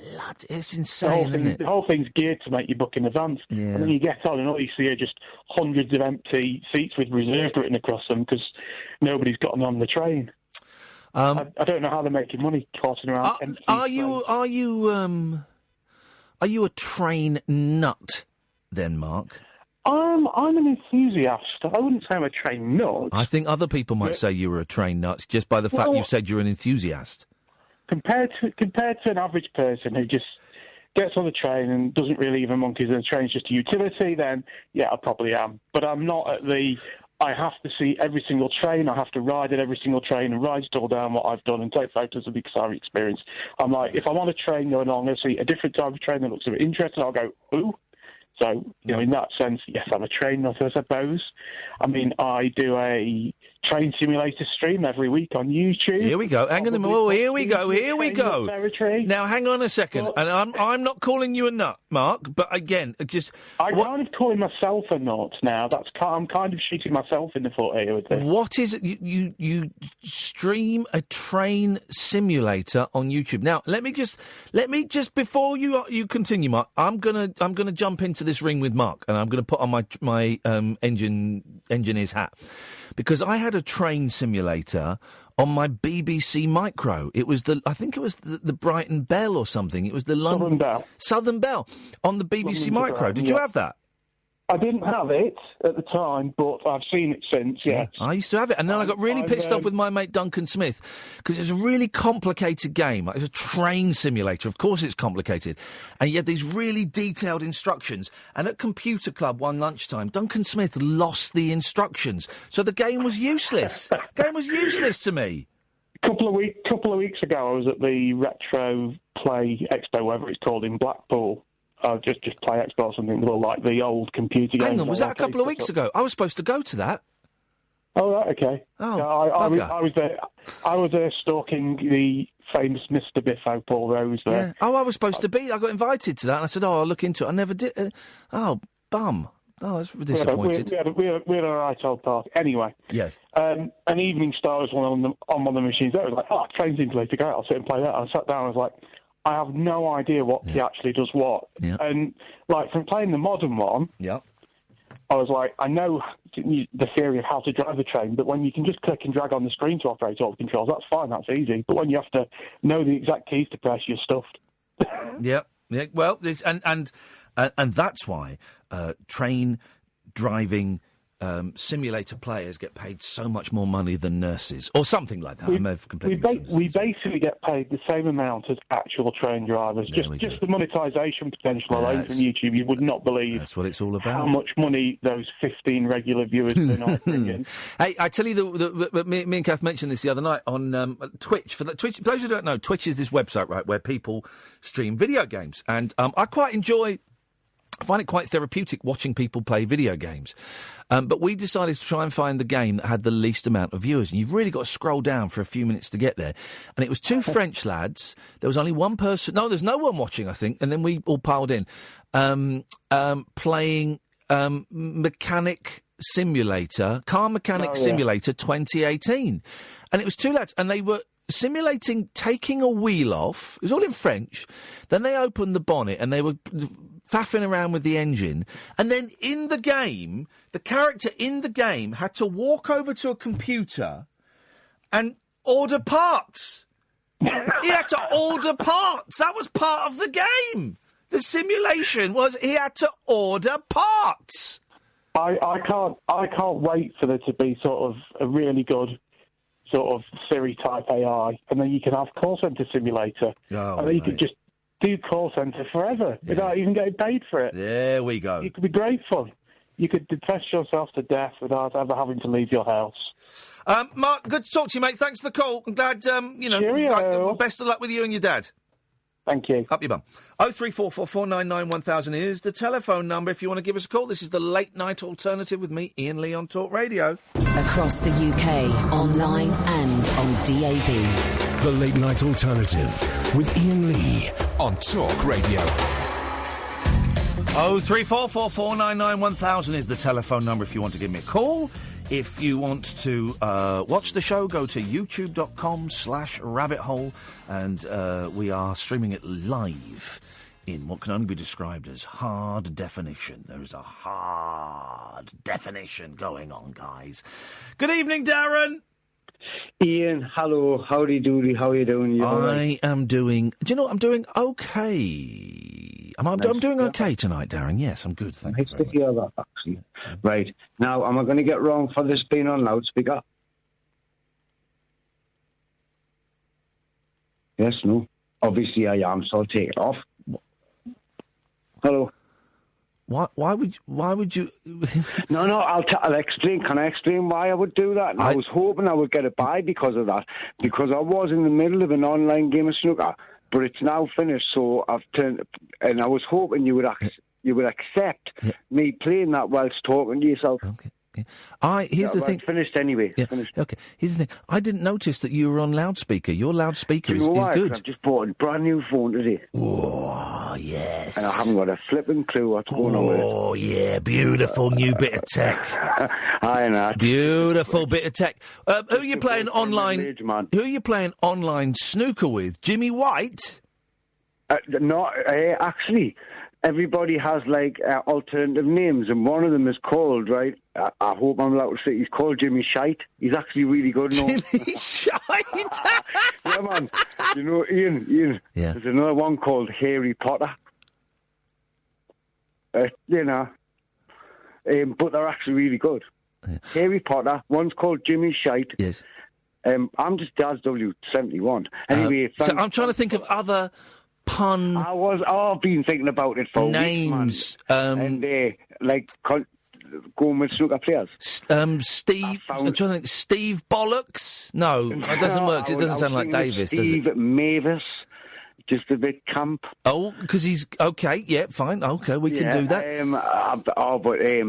Bill, Bonnie O'Sullivan. Bill. Well, yeah, okay. You're just doing names that sound slightly like them. I'm trying to do names that imply they're rubbish. Jimmy Shite's genius, agreed. Yes, Bill Werbennick tip the ball and miss the pocket. Anyway, and you're going right back in the day there. People wouldn't get it, would they? Of course people will get Bill Werbeniuk. One of the most... All right. 20 pints of frame, that's all. Okay, here we go. Right, what we're going to do is I want you to name, out of all the snooker players there's ever been, who you think would be the best lover.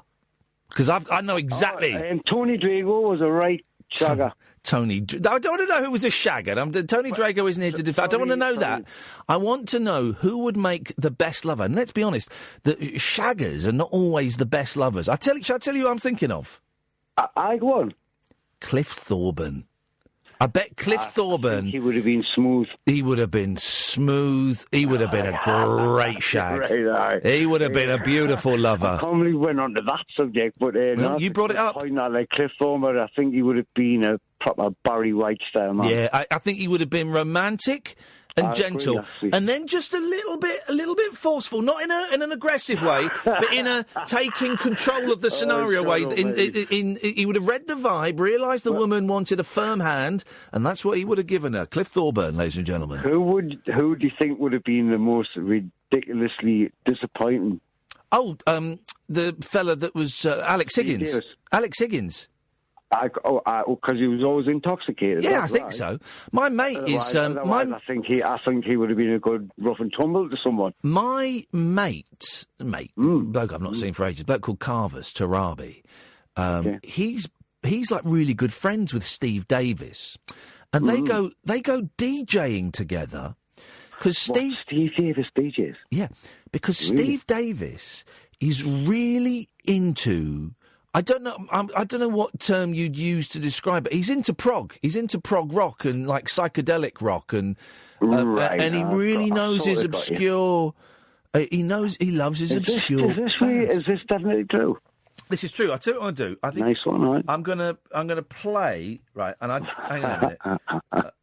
No, I'm not. I can't be bothered. I can't be bothered. I know.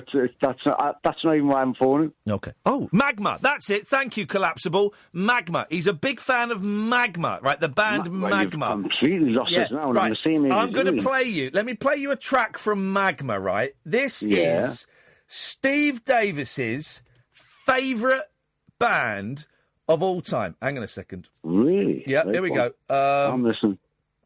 Here we go. Ladies and gentlemen, Steve Davis's favourite band of all time. Here it comes. I'll lay it. Oh, there's an advert. We're going to skip that. Hang on, Here we go. Magma. Ladies and gentlemen.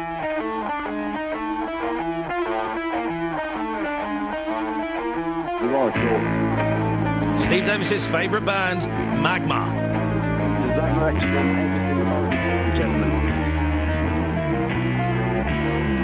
Wow, man, that is honestly... And there! Here we go, hang on a minute.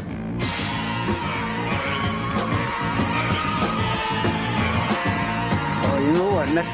Next time the World Snooker Championships on, I'm going to Twitter and ask him that, like. It's true. Tweet him that, honestly. Tweet him and my mate Carvers. And yeah, Magma, his favourite band. Incredible, isn't it? Right, so who was the best lover? Because coming up in the top 20 of the players, Ronnie O'Sullivan runs loads, so he could probably have Stamina. Whoa, yes, hang on a minute, Darren. Darren, shut up. That's a yellow card. We dumped that. Then there's a red card. Thanks very much for calling. Yes, you did, mate. Trust me. Well, that got aggressive very quickly, didn't it? For those who don't know, I did not effing say the F word. Yes, you did. And now I expect a barrage of aggressive tweets. You said the F word twice, mate. Flipping heck. Oh, this is Steve Davis's favourite band, guys, Magma.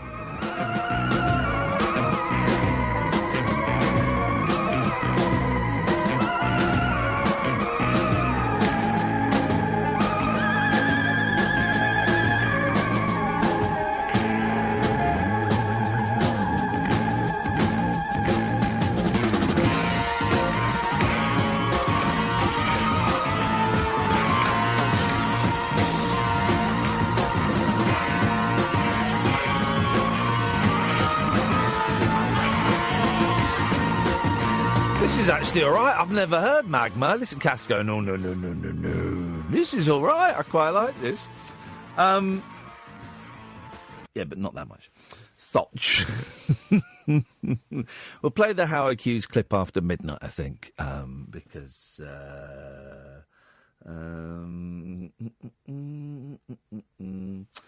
Simas, who's phoned up the show the other day to talk about VPLs. It's when ghosts record their voices. Just tweeted, I just watched the interview on YouTube you did with David Babcock. I thought it was the... Darren, you two Fs and we have to let you go for the night. Ian, well, OK, but can I just say I said F-L-I-P-P-I-N, man. No, you didn't. You didn't, mate. You said the F word twice. While you're on, though, mate, I need to talk to you about the question on the quiet. Okay, well... Not tonight, but please, will you take that on board? Well, I'm not going to talk to you on the quiet. What does on the quiet mean? Well, I don't mean that. Well, then don't say it. That's why I asked for your email address before, man. No. Mate, I love listening to you, and I've got loads of questions to ask you about that sort of thing. Well, you can ask them on the radio show. I apologise. You think I said F-U-C-K-I-N? No. I don't think you said it. I know you said it twice, and that's fine. But you'd have to... You want to play that back to me, please, because I did not. I said flipping, man. No, I'm not.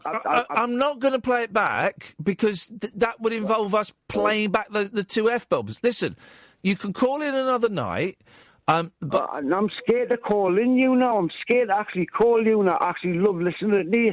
You know what this is making us nervous, calling you? Well, that's not me that's making you nervous. It's you that's making you nervous, and your loose tongue. I am not intoxicated tonight. And I've not said you are. I've not said you are. Right, I know it. Just it's pretty heartbreaking because I love listening to this show. Well, you can mate. The rules of the rules of the radio are. I'm pretty. You're lucky. You know, understand that, man. Right. Well, just phone in. Then shut up and listen. Right, the fact that I've let you back on shows that I'm a cool guy, right? But you can come back on. I actually think the word. Well, shut up and listen then. You can phone up another night. But also, I've kind of made it a decision that I don't really get into email. If there's anything you want to ask me, you can ask me on the radio. I'm not asking it on here about me depression, Ian. Well, I'm not going to reply to an email about it. Well, that's me knackered, then, isn't it? Well, no, it's not you knackered. That's your decision. If I replied to everybody... Of course it is, I agree. Well, then talk to your doctor, man. Mate, I've been to the doctor. Right, if I replied to every email... Twice, OK, that's all. I'm not even going to get on your back. I've tried to take your life twice. That was years ago. I've got 2 children, I've got a beautiful girlfriend, I'm self-employed and I'm a happy guy, but when I get them days, I relate to yourself. And it's unfair of you to say that I am the only possible outlet that you have. That's unfair. But you do help, man. But I'm not going to reply to emails about it, because if I reply to every email I had... Will you shut up and listen, man? Shut up and listen! Will you shut up and listen, because I'm being really patient with you and you're being very, very rude. I don't believe I am, but... Yes, shut up! Right, shut up. I'll shut up. I have made it a decision that I don't reply to emails, because if I replied to every email I had about depression, I've had about 5,000 emails about it over the last few years. So I don't. And it's unfair of you to say that me not replying is you screwed. That's your choice. You've made that call. I didn't mean it like that. Then it's the second time you've said something and then said, I didn't mean it like the words I said implied. Well, you've got to be careful with what you say, all right? Yes, I understand, and I apologise for that. All right, nice one, Darren. Thanks for calling. I'll not be calling again. I can't. But thank you, Ian. That's your decision. I know it is, Ian, but I'll still listen. Well, then that's also your decision. I mean, I don't know what I'm supposed to say. I listen. I actually enjoy listening. I think it's absolutely... I've never heard a talk show like it. It's great. It's unique. Is it pre-recorded news? It is class, and I always praise your... Is it pre-recorded or live? It's live. OK. Don't talk in my ear, please, Gary. All right, Darren, listen, I don't know what you said then, because someone was talking in my ear. There's nothing to apologise for. There's nothing to apologise for. I'm not going to bother you no more. All right, Darren, whatever. I mean, Jesus Christ, what am I supposed to do? Flipping it. Let's go to the thing. The Late Night Alternative with Iain Lee on Talk Radio. We have ways of making you talk.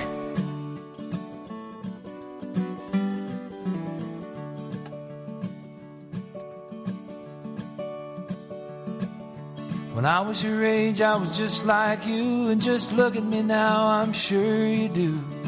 But your grandfather was just as bad, and you should have heard him trash his dad. Life's no picnic, that's a given. My mom's mom died when my mom was 7. My mom's father was a tragic guy, but he was so distant that nobody knows why. Now your mother's family, you know them.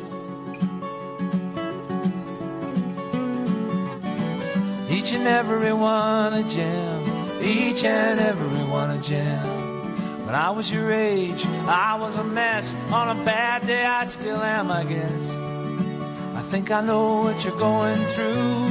Everything changes, but nothing is new, and I know that I'm miserable. Can't you see? I just want you to be just like me. Boys grow up to be grown men, and then men change back into boys again. You're starting up and I'm winding down. Ain't it big enough for us both in this town? Say it's big enough for us both in this town.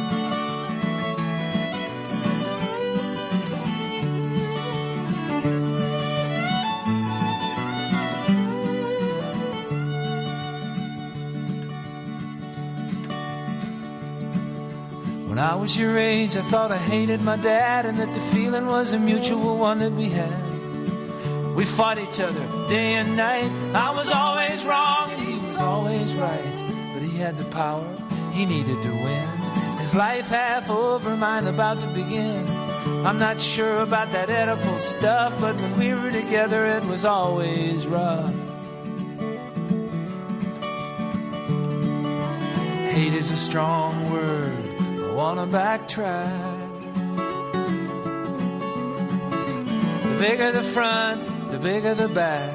The bigger the front, the bigger the back. Now you and me are me and you, and it's a different ball game, though not brand new. I don't know what all this fighting is for. We're having us a teenage middle-age war. I don't want to die, and you want to live. It takes a little bit to take, a whole lot to give.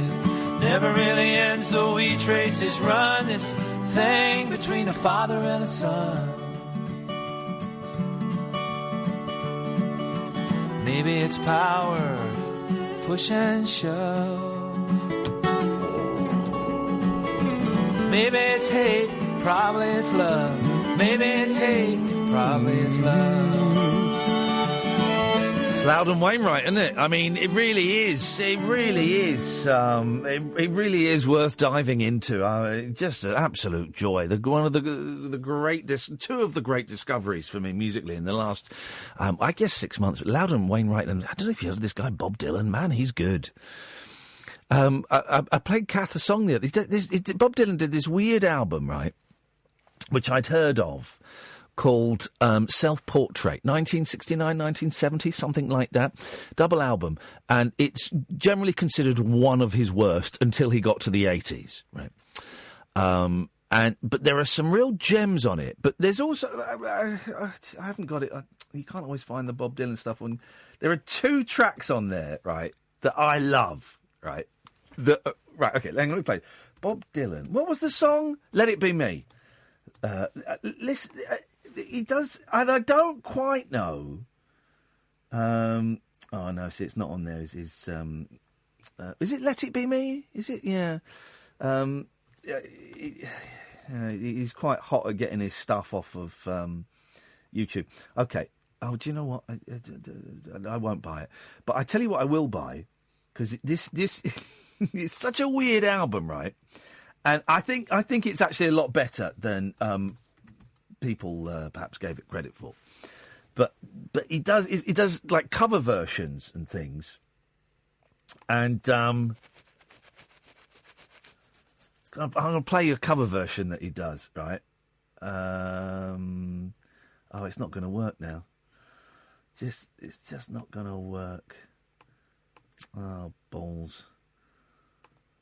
I want to play him doing his version of The Boxer by Simon and Garfunkel, because honestly, you've never heard anything as bad as that. It is absolutely, it is without a shadow of a doubt the worst version of any song you've ever heard in your life. Is this going to work? Here we go. Have some of this. Listen to this. This is incredible. Listen to Bob Dylan sing Simon and Garfunkel. What I should say as well is I think it's him double-tracking the vocals, right? So it's two Bob Dylans being Simon and Garfunkel. Honestly, however bad you think it's going to be, it's significantly worse than that, right? Here we go. Ladies and gentlemen, Mr. Bob Dylan sings the hits of Simon and Garfunkel. I am just a boy, my story seldom told. Right, that's not the worst bit by a long, long way. That is not the worst bit by a long way. I've squandered my resistance for a pocket full of mumbles, such are promises.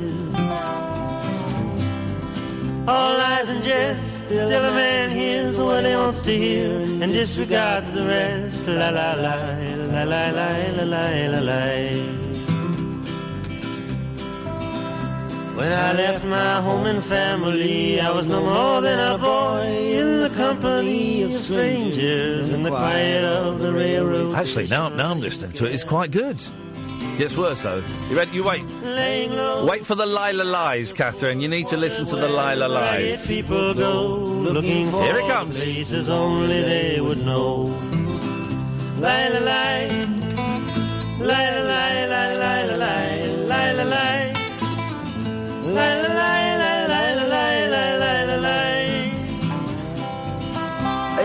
It's not as bad as I remember it, but wages, I come looking for a job, but I get no offers.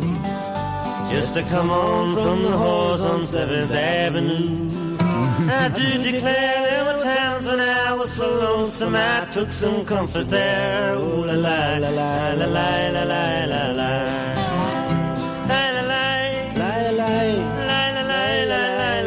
etc., etc., etc. I'm so glad I found Bob Dylan, though. Let's go to, in inverted commas, Fred.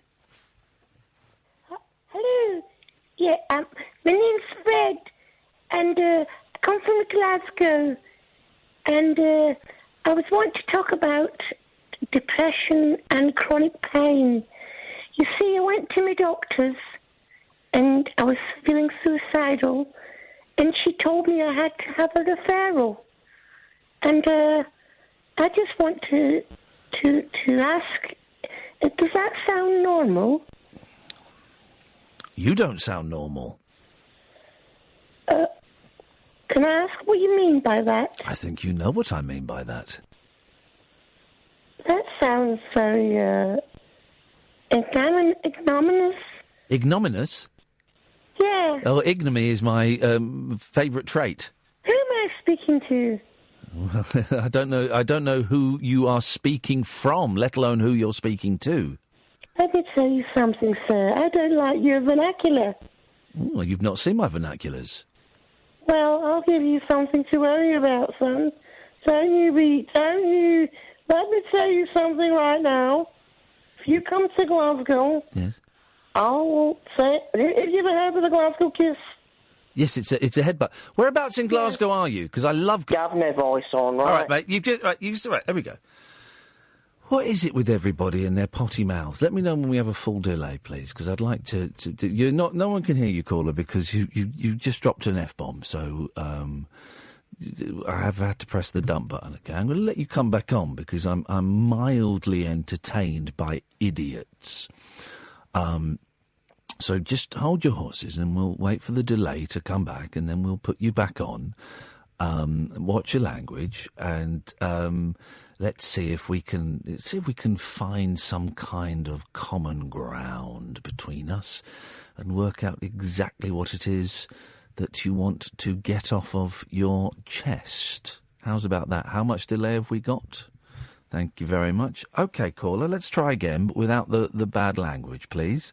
So, what would you really like to say? What's really going on in your life right now?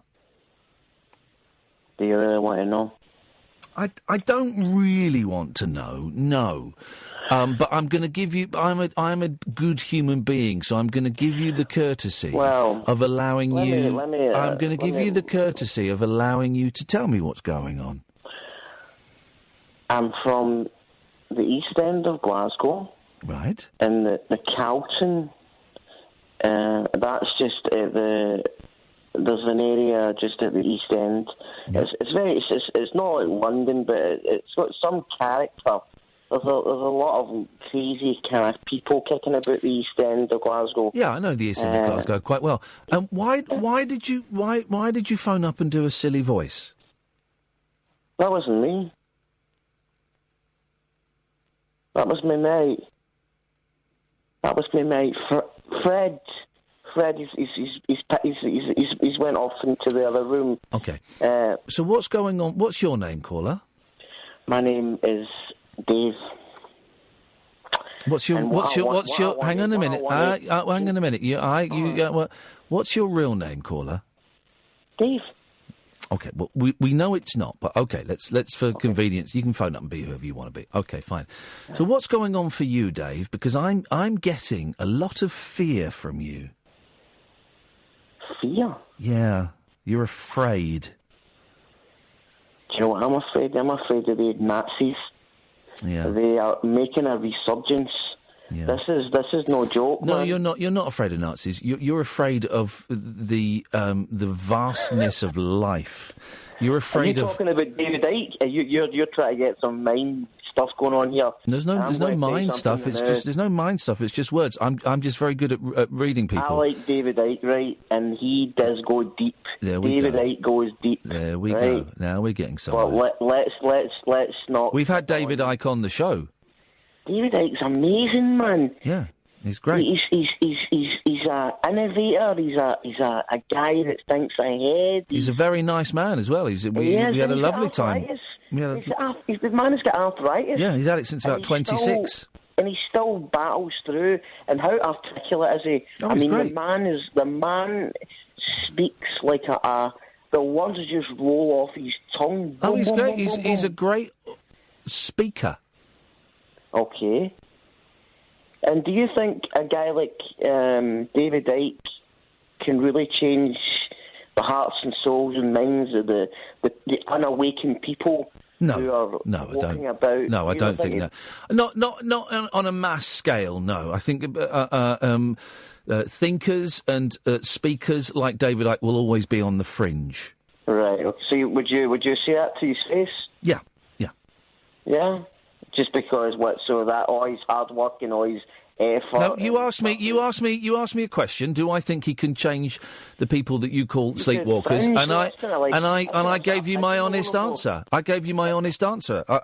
Here's the thing, because I'm getting bored of this now. Here's the thing, right? Oh. I am being completely honest with you, and yet you've only told me one truth in this entire phone conversation. Everything else has been a lie. Okay. And I'm just wondering why I should keep talking to you if you're going to be dishonest with me. Because good communication, as you will know, is about honesty. You actually sound with David Icke. How do I know I'm not talking to David Icke? Good communication is about honesty, and you have only shared one honest piece of information in this phone call. What do you want from me? I'd like your name to start with. My name is John. I'd like your name to start with. Darren. Exactly, you see, that's it. Why should I carry on talking to a liar? I've just told you my name, and not only that, I gave you my second name. Okay. I gave you Darren, and then I gave you John. Now, if that's not good for you, if that's not good enough for you, then me and you're going to have to establish how we're going to be moving forward. Wow, we're in couples therapy so early on in our relationship. Let's be honest, right? Well, this is it. I've been honest. I've been honest for this entire phone conversation, and you have told me. I have been honest for this entire phone conversation, and you have only told me, and I correct myself now. You've only told me two truths. You've told me two truths. Right, well, listen, we've got to... Shall I ask you another question? And this time I hope I get an honest answer. You can do that. Why did you do the funny voice at the start of the conversation? Because I like to think I'm a bit of an impressionist, and I'm actually pretty good at it. Who was an impression of? It was an impression of my friend. She's also from Glasgow. In that case, it may have been an excellent impression. I don't know. People generally do famous people. Well, but that's, she's probably been on your show before, and well, I shouldn't really say it's not for me to grass somebody up. I'm from the East End. I'm not a grass. You see, you know that terminology, the grass. I don't really want to be referred to as a grass. You know. Why are you so angry? Why can you sense this? You're very perceptive. You're very receptive to my anger. My anger. Why are you picking up on this? Are we in some? What's going on here? Why are you so angry? That's an interesting question. Why am I so angry? Maybe I've not taken my meds. I suspect you may have taken something that isn't your meds. Oh, God. Well, I was actually...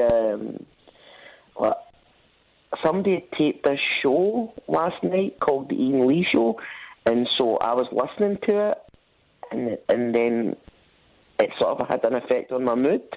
But I thought it was for the good. I thought it kind of made me more buoyant. What is your drug of choice these days? Drug of choice. Life. Seriously. I don't drink. I genuinely don't drink. I don't smoke. I don't take drugs. I know that might be a hard thing for you to digest, being from the East End of Glasgow, but I'm a recovering alcoholic. How long you been in recovery for, brother? December the 13th, 2008. Hey, congratulations. Yeah. Just for today, huh? Just for today, my friend. Easy does it. But Easy does it. Well, that's good news. How easy did you find it to get sober? Honestly? Yeah. Very easy. Yeah? The obsession was moved very, very fast. I came in... Yes. On December the 13th, 2008, and it was like... It was just gone. I went to my first meeting, and bingo, that was it. After the first meeting? That's incredible. I've heard people say that, and I'm always impressed. I'll tell you something. I went through a lot of trauma 6 years later on, and I picked up again 6 years later.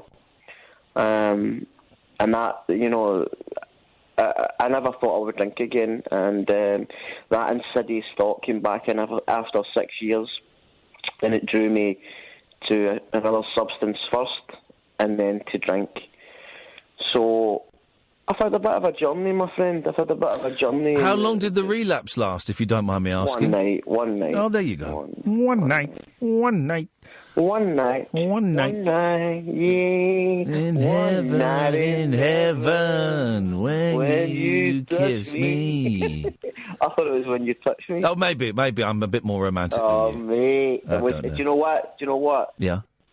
It wasn't the end of the world. I know this might be a bad thing to say, but it wasn't the end of the world what I'd done. It was a blowout. Yeah. Did I get back on my, did I pick up my spiritual toolkit the next day? Yeah. Very much so. That's all that matters, isn't it? Yeah. But it's not easy. I'll be honest. I had 13 years. Wow. And then I picked up. Woo. Jeez, man. And I had a little play around. And did a few more experiments, and then decided. How did that work out for you? It worked out exactly as you'd imagine. Right. But I'm glad I did a little bit more research because it's sealed the deal, and so I'm, keeping it in the day again. All right. That's what it's all about, man. Did I enjoy the relapse? Can I ask you something? You can ask me something. Would you have took the red pill or the blue pill? Because I really think about this sometimes when I was not awoken, when I was going about in a sort of a dazed haze and I didn't have any awareness, right? Would you have wanted to be woken up or stayed? Oh, mate, I'm a blue pill kind of guy. The blue pill, was that the one that awakens the person up? No, that's the one that keeps them asleep. Yeah. I don't want to be woken up. I know. Jeez, I know. I think about that often, man, because... But you sound like you've been woken. I have been woken, but you know what? It's like I feel everything now, and everything's real, and it's just like before everything was a bit of a bubble, and now life is a bit like pressure and real, and I like living in that sort of the Matrix. I know it sounds a bit David Icke stuff, but I don't know. I'm going to be honest, Ian. I really have mixed views, man. I know it's great to be woken up and to get a new life, and I probably don't realise how fortunate I am, but I still miss parts of my old life. When you say parts of your own life, now, just to clarify, because I'm a little bit lost, are you talking about parts of your old life when you used to drink, or parts of your old life when you were not woken and you didn't know that we were run by lizard people? That. I mean, I probably fall into the category of, I was an alcoholic, but, I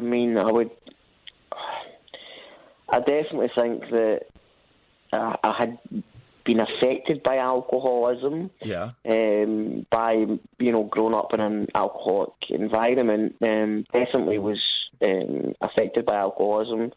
When I say I miss parts of my old life, I miss the clubbing, I miss the excitement, I miss the sort of the getting drunk on the anticipation of going out on the Saturday night and all that kind of stuff, that all changes. It really does. You come into recovery, into sobriety, you go out, everybody's on a different wavelength.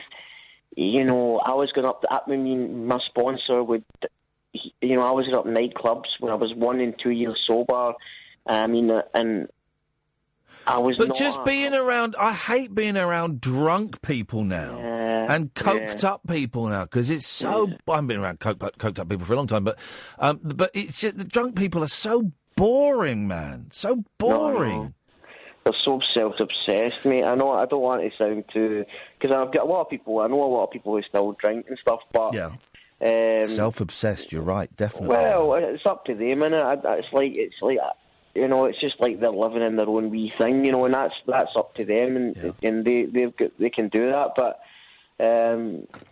sobriety is not for the faint-hearted. You know what? You know the drill, man. You know that it's not an easy gig, man. You know what I mean? And I know that I'm going through a lot of health challenges, chronic pain being one of them, and that has been a major factor in my sobriety, where I found it a lot harder to enjoy sobriety when I've got chronic. Of course.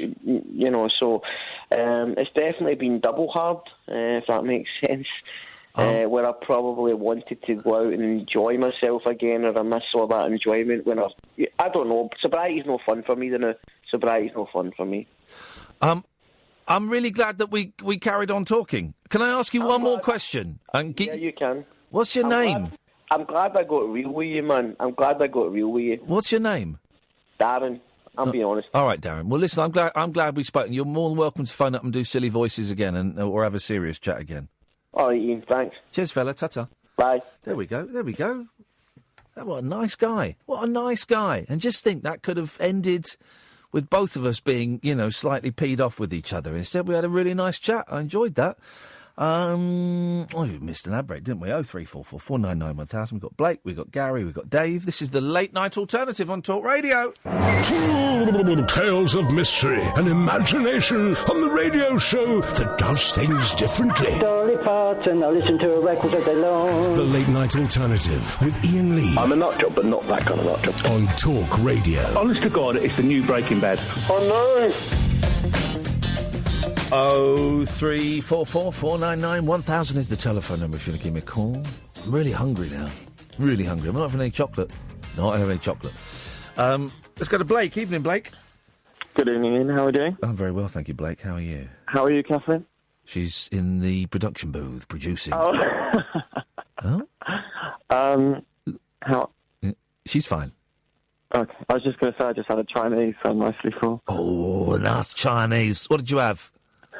Well, they did a delivery, and you have to order over £30. So over £30? Most of them are like a tenner or 15 quid. £30 delivery? I know. And get this. Yeah. They wanted cash only. Oh, yeah, I bet they did. Was it? How many people were eating?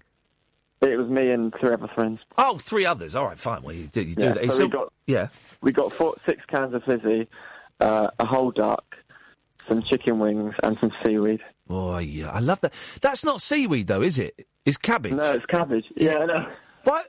But what I don't understand. But yeah, why do they call it seaweed? Why don't they say it's cabbage? Because it's nice, and I'd still eat it, even if I knew it was called cabbage. It's delicious. Exactly. And you've got to think high in iron. It's your greens, isn't it? Yeah. As your mum would say, you've got to eat your greens. You've got to eat. It's a vegetable.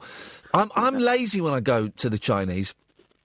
Sweet and sour pork. The same thing every time. Sweet and sour pork every single time. And I go and I look and I think, and I do like a bit. If I go with my boys, they'll have duck, so I can ponce a bit of their duck.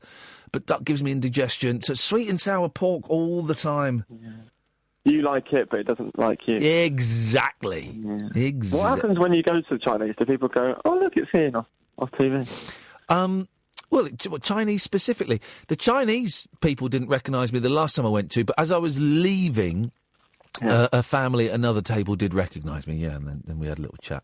Oh, it's a restaurant. It's not just a takeaway. Yeah, well, the last place I went to was a takeaway, and no, the fella didn't recognise me. I don't think I'm a Celebrity Get Me Out of Here or the 11 o'clock show were particularly big in the Chinese community, but I may be wrong. I may have just dissed the whole of China. Yeah. What you got for us, Blake? It's my 21st next Monday. I'm busy if you're about to invite me. Yeah, I was going to say, you and the family are very welcome. Thanks, man. I'm going to Amsterdam, and I just wondered if you'd been there, if you'd recommend anything specific. Yeah, I've been there. What are you going to do? Are you going to get stoned? I don't know about stone, but we definitely try the culture. When you say try the culture, do you mean are you going to pay for sex? Oh no, not that far. Because when you say I'm going to try the culture, that's what that implies. Like it's a euphemism.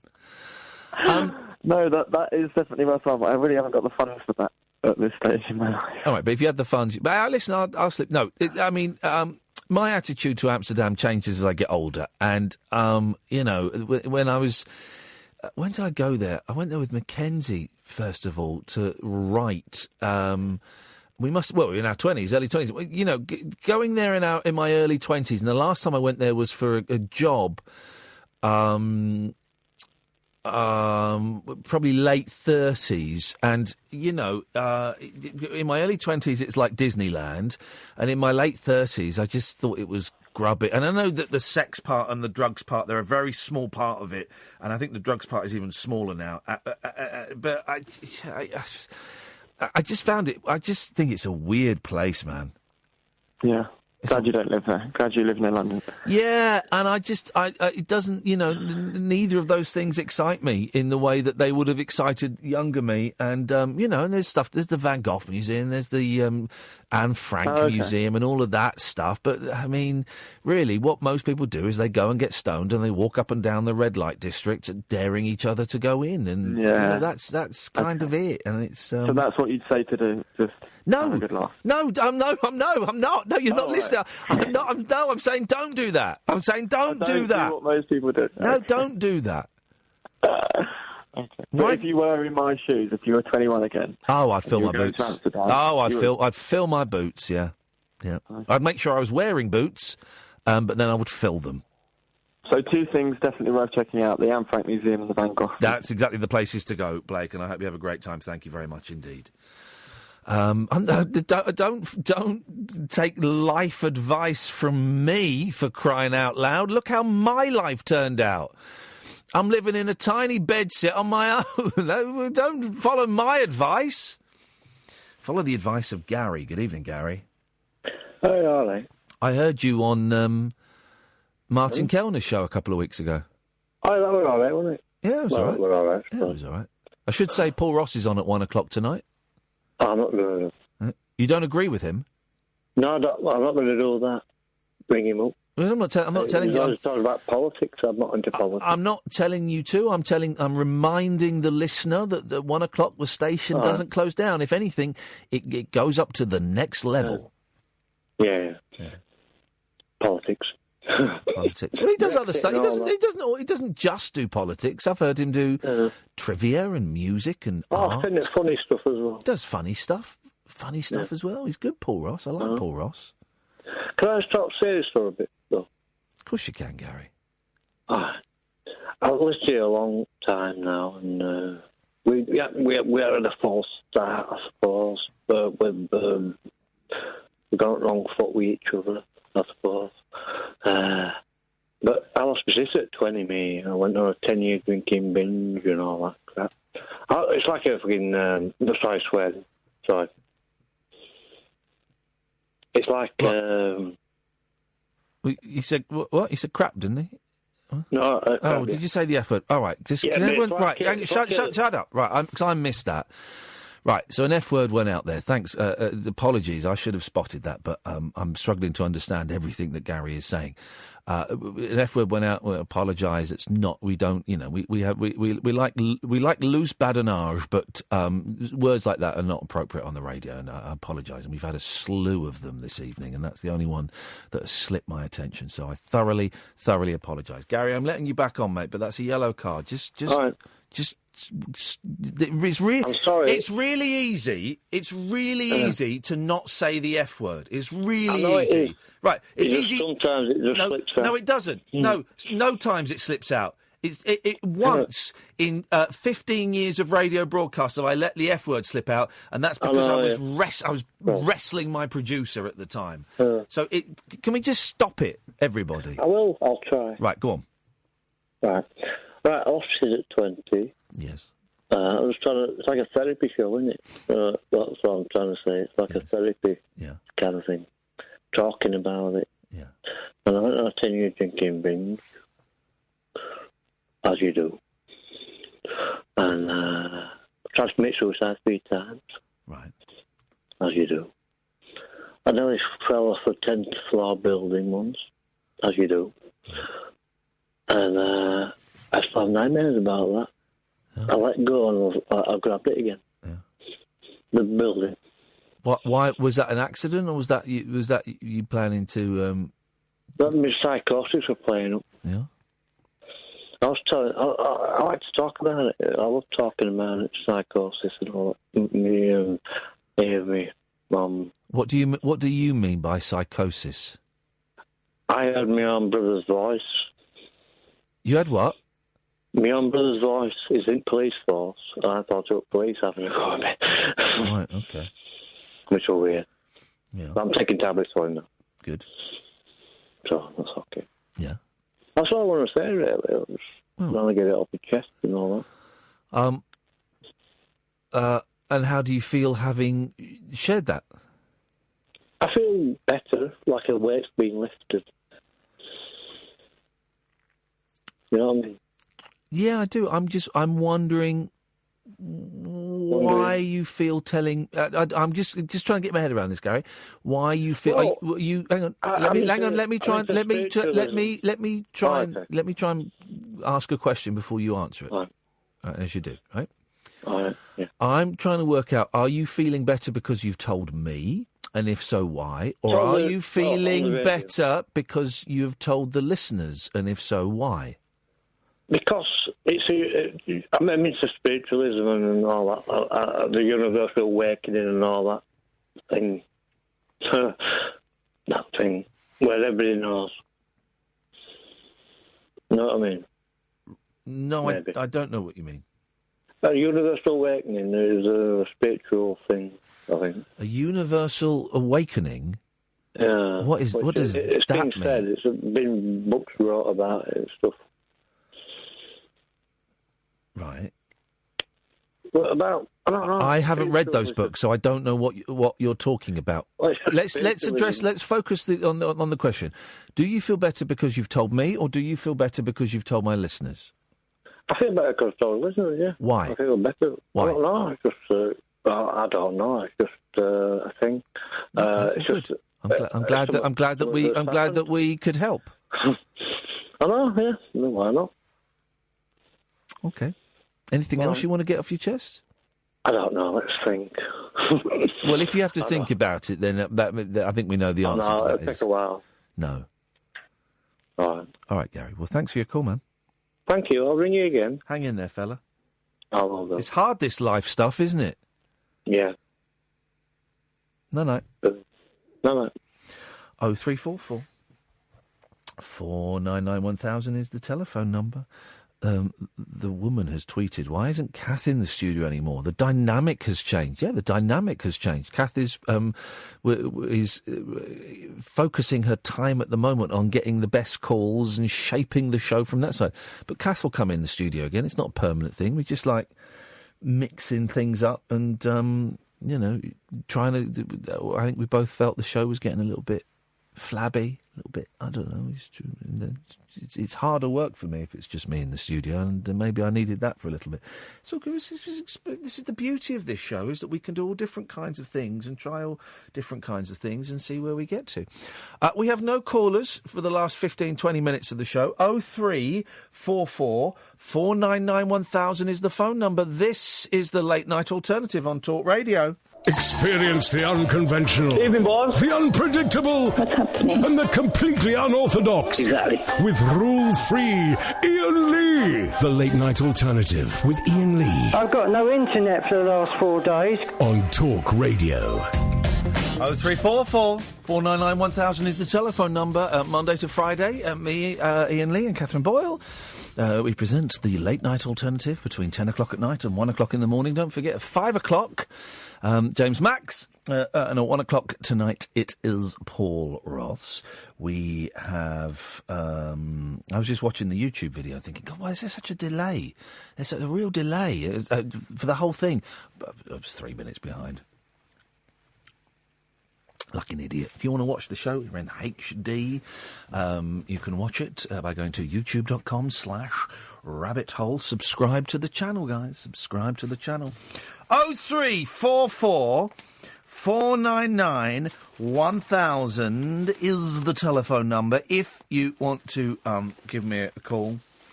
Oh, now, I don't really like the Rolling Stones, but the Rolling Stones have announced that they're going to do some shows. And part of me is thinking, I might go and see the Rolling Stones, because they've just announced they're going to do some shows. But then, of course, they're playing stadiums. Have you ever been to a stadium gig? I went to see the Eagles at Twickenham Stadium. It was rubbish. Missed the first half as well. Absolutely. And they're playing London Stadium, Old Trafford, Murrayfield... Principality State, Twickenham State. I don't want to go and see them in a stadium. That to me is a little bit. I don't want to see them in a. I don't want to see the Rolling Stones in a stadium, John. Oh, hello. Hello, John. Hello, Ian. How you doing, man? Yeah, I'm good, thanks, John. What would you like to say? Yeah, like about the drinking one. Oh, yeah. Right? It's like at the moment I'm drinking, and it's like I'm sort of self-medicating with it. Yes.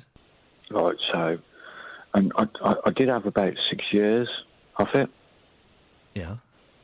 And like I've done counselling and stuff, and What's the point I want to get to here? I want to help people.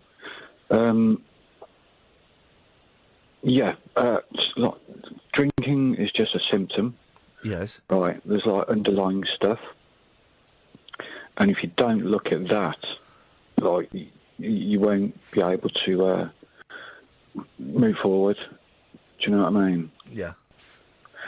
And, like... No, I don't know what you mean, if I'm honest. What are you talking about?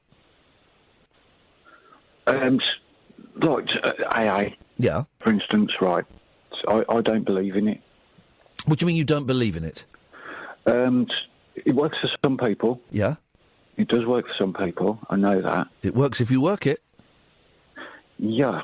But, Ian, I just don't think it addresses what's underneath. Like, it's almost like an addiction in itself, like that. Well, that's bollocks, but carry on. Because you're right, it doesn't work for everybody. Your AA doesn't work for everyone, but saying that AA is an addiction is utter bollocks. You know what I'm hearing? Mm-hmm. I'm hearing excuses for why you don't want to stop drinking, man. No. Then stop drinking. Hello? Stop drinking.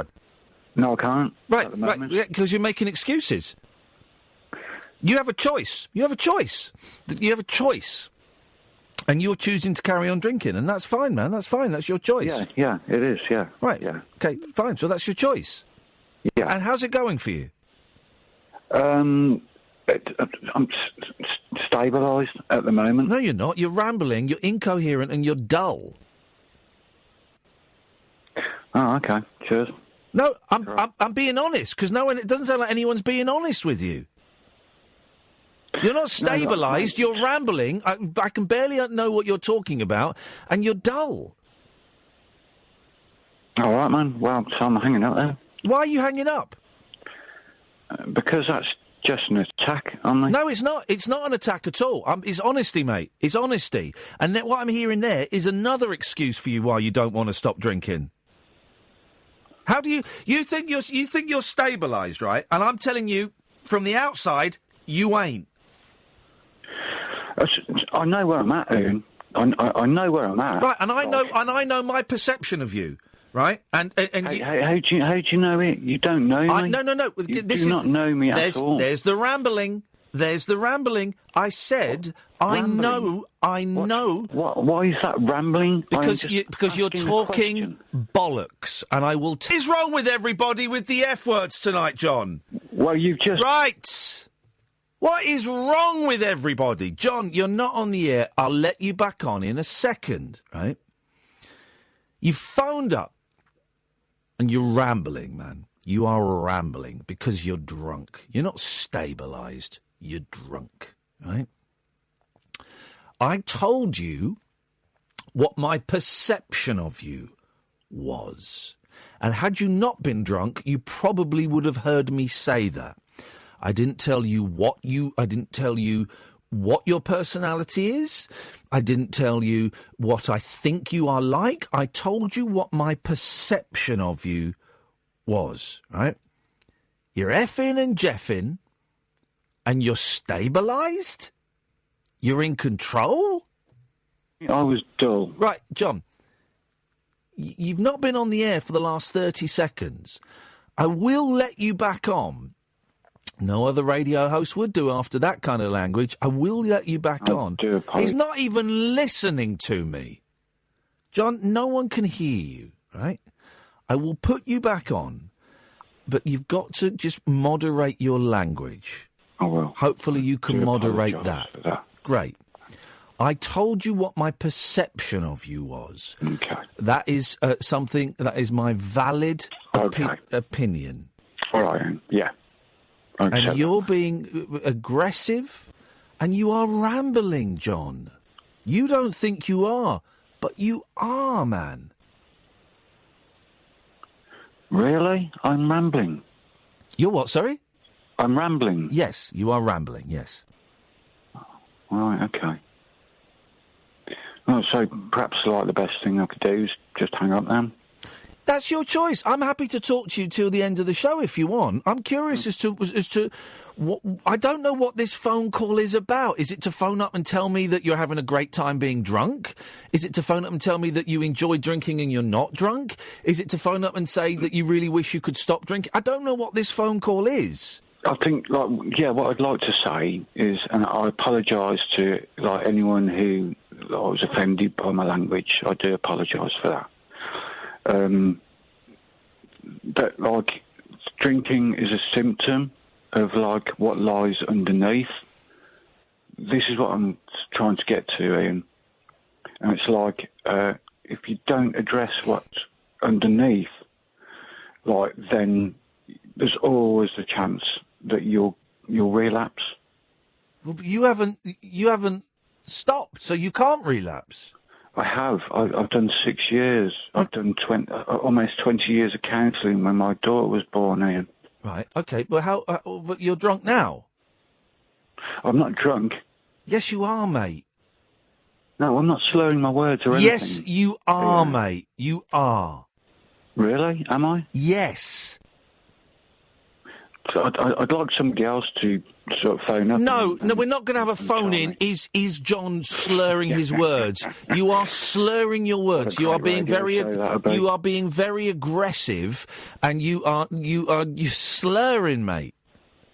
Oh, Ian, I'm not being aggressive.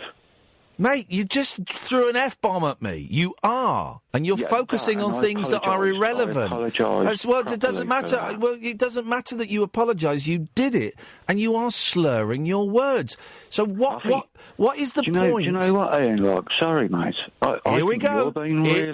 Here it comes. I'm not being defensive. I'm being honest, John. And I suspect that no one is being honest with you. Or if they are, you're doing what you're doing to me now, and you're putting your fingers in your ears and going, la, la, la. That's what you're doing. No, mate. I always listen to people. I've got a mate, right, who works in recovery. He works, in an organisation in Birmingham, and he was an addict himself, back in the past, and he's turned it around, and now he's he's running a brilliant organisation in Birmingham. What are you doing with your life? That's a sea change. At the moment, mate, I'm in a hostel. I'm not doing a great deal, to be honest. I was doing a bit of voluntary work, but that's kind of dried up. I'm really sorry that life has taken a downturn. The one thing I do know from my own personal experience is things would only start to take an upturn if you stop drinking. You are not in control. You are self-medicating, and you are poisoning yourself. I totally agree, Ian. I totally agree, mate. I'm so physically dependent on it at the moment, and the services in Birmingham have been wiped out. I don't want to hear you. I know they have. I know that the drug and alcohol. You know that one, Ian. Yeah. I know that drug and alcohol dependency services across the country have been wiped out. But I'm also hearing excuses. I've tried to get a detox, mate. I've phoned them up 5 times, Go and see your doctor. I've gone in twice. Mate, John, all right, John. So that hasn't worked. So then try something else, man. What can I try? If I'm physically dependent on it at the moment, this all feels a bit sort of self-indulgent, actually. And do you know what I mean? You phoned up to talk about it, man. I know, but I wanted to sort of help. Say that you wanted to say that something. You wanted to say that you're okay, and here's the thing. Okay. No, you're not okay, all, man. No, so what? I'm hanging on at the moment. Right, well then surrender. Stop hanging on. Let it go, man. Let it go. You don't need it. I do, Ian. I do. Go and see a doctor. Otherwise, mate. Go and see a doctor. And depression. Go and see a doctor. Intrusive thoughts. Go and see a doctor. I've tried antidepressants before. I'm not talking about antidepressants. I'm talking about your alcohol dependency. Go and see a doctor. I've done it, mate. I've done it. And they've Go and see another one. We can't help you because your alcohol level is so high that... Go and see another one. I've tried. How many doctors have you tried? 3. Go and see a fourth. If you go and see a fourth, and why don't you want to go and sit in the back of an AA meeting? I know it's not for everybody, but what's your beef with it? I was in rehab. I was in rehab in Birmingham.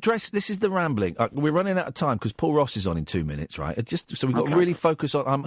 I'm asking very specific questions for a reason, and you're not answering them. Why don't you want to sit in the back of an AA meeting? I've done AA meetings. Why don't you want to sit in the back of an AA meeting? I've done AA meetings. What have you got to lose by sitting in them? Why are you not hearing me? Because you're not answering. You're not answering. You're not. That's not an answer to the question. Do you know what, mate? Here we go. Here we go, dude. You're going to run away again. Why don't you want to go? No, you didn't. I answered your question. You didn't. Twice. You didn't, John. You deflected it. I said I'd been in AA meetings. Right, and why don't you want to sit in them now? Meetings. Because, there was one that they let a child into, right, and the father... Don't tell me, John, I'm getting pissed off, right? Don't tell me you went to a meeting and something bad happened in it. In Birmingham, there's 100 meetings. Go to a different meeting, then. Nah, mate. Listen, it's brainwashing. AA is brainwashing. Bollocks, is it? Is it bollocks? AA and NA saved my life, John. They saved my life. All right, and I'm glad they... Honestly, I'm genuinely... I'm brainwashed, am I? No, I'm genuinely glad they did. Am I brainwashed? That's my belief. I'm brainwashed? No, that's my belief. Right, you believe that I'm brainwashed, and yet I'm the one who's not holding a bottle of beer? No, I believe that John, I wish you the best of luck, man, and I hope you get the freedom from your addiction. All right, Dave. Hang in there, brother. I'm shouting at you because I care for you, man. All right, man. Cheers, bro. Take it easy, then. Take care. Bye-bye. Gosh. Isn't it, though? Honestly, I feel sorry for him. He's a brother and he's lost, and I hope he gets something. And sometimes you're shouting at people, it works, and sometimes it doesn't. That's it. That's your lot. Thank you, everybody. We will be back tonight at 10 o'clock. Stay tuned, though, because Paul Ross is up next.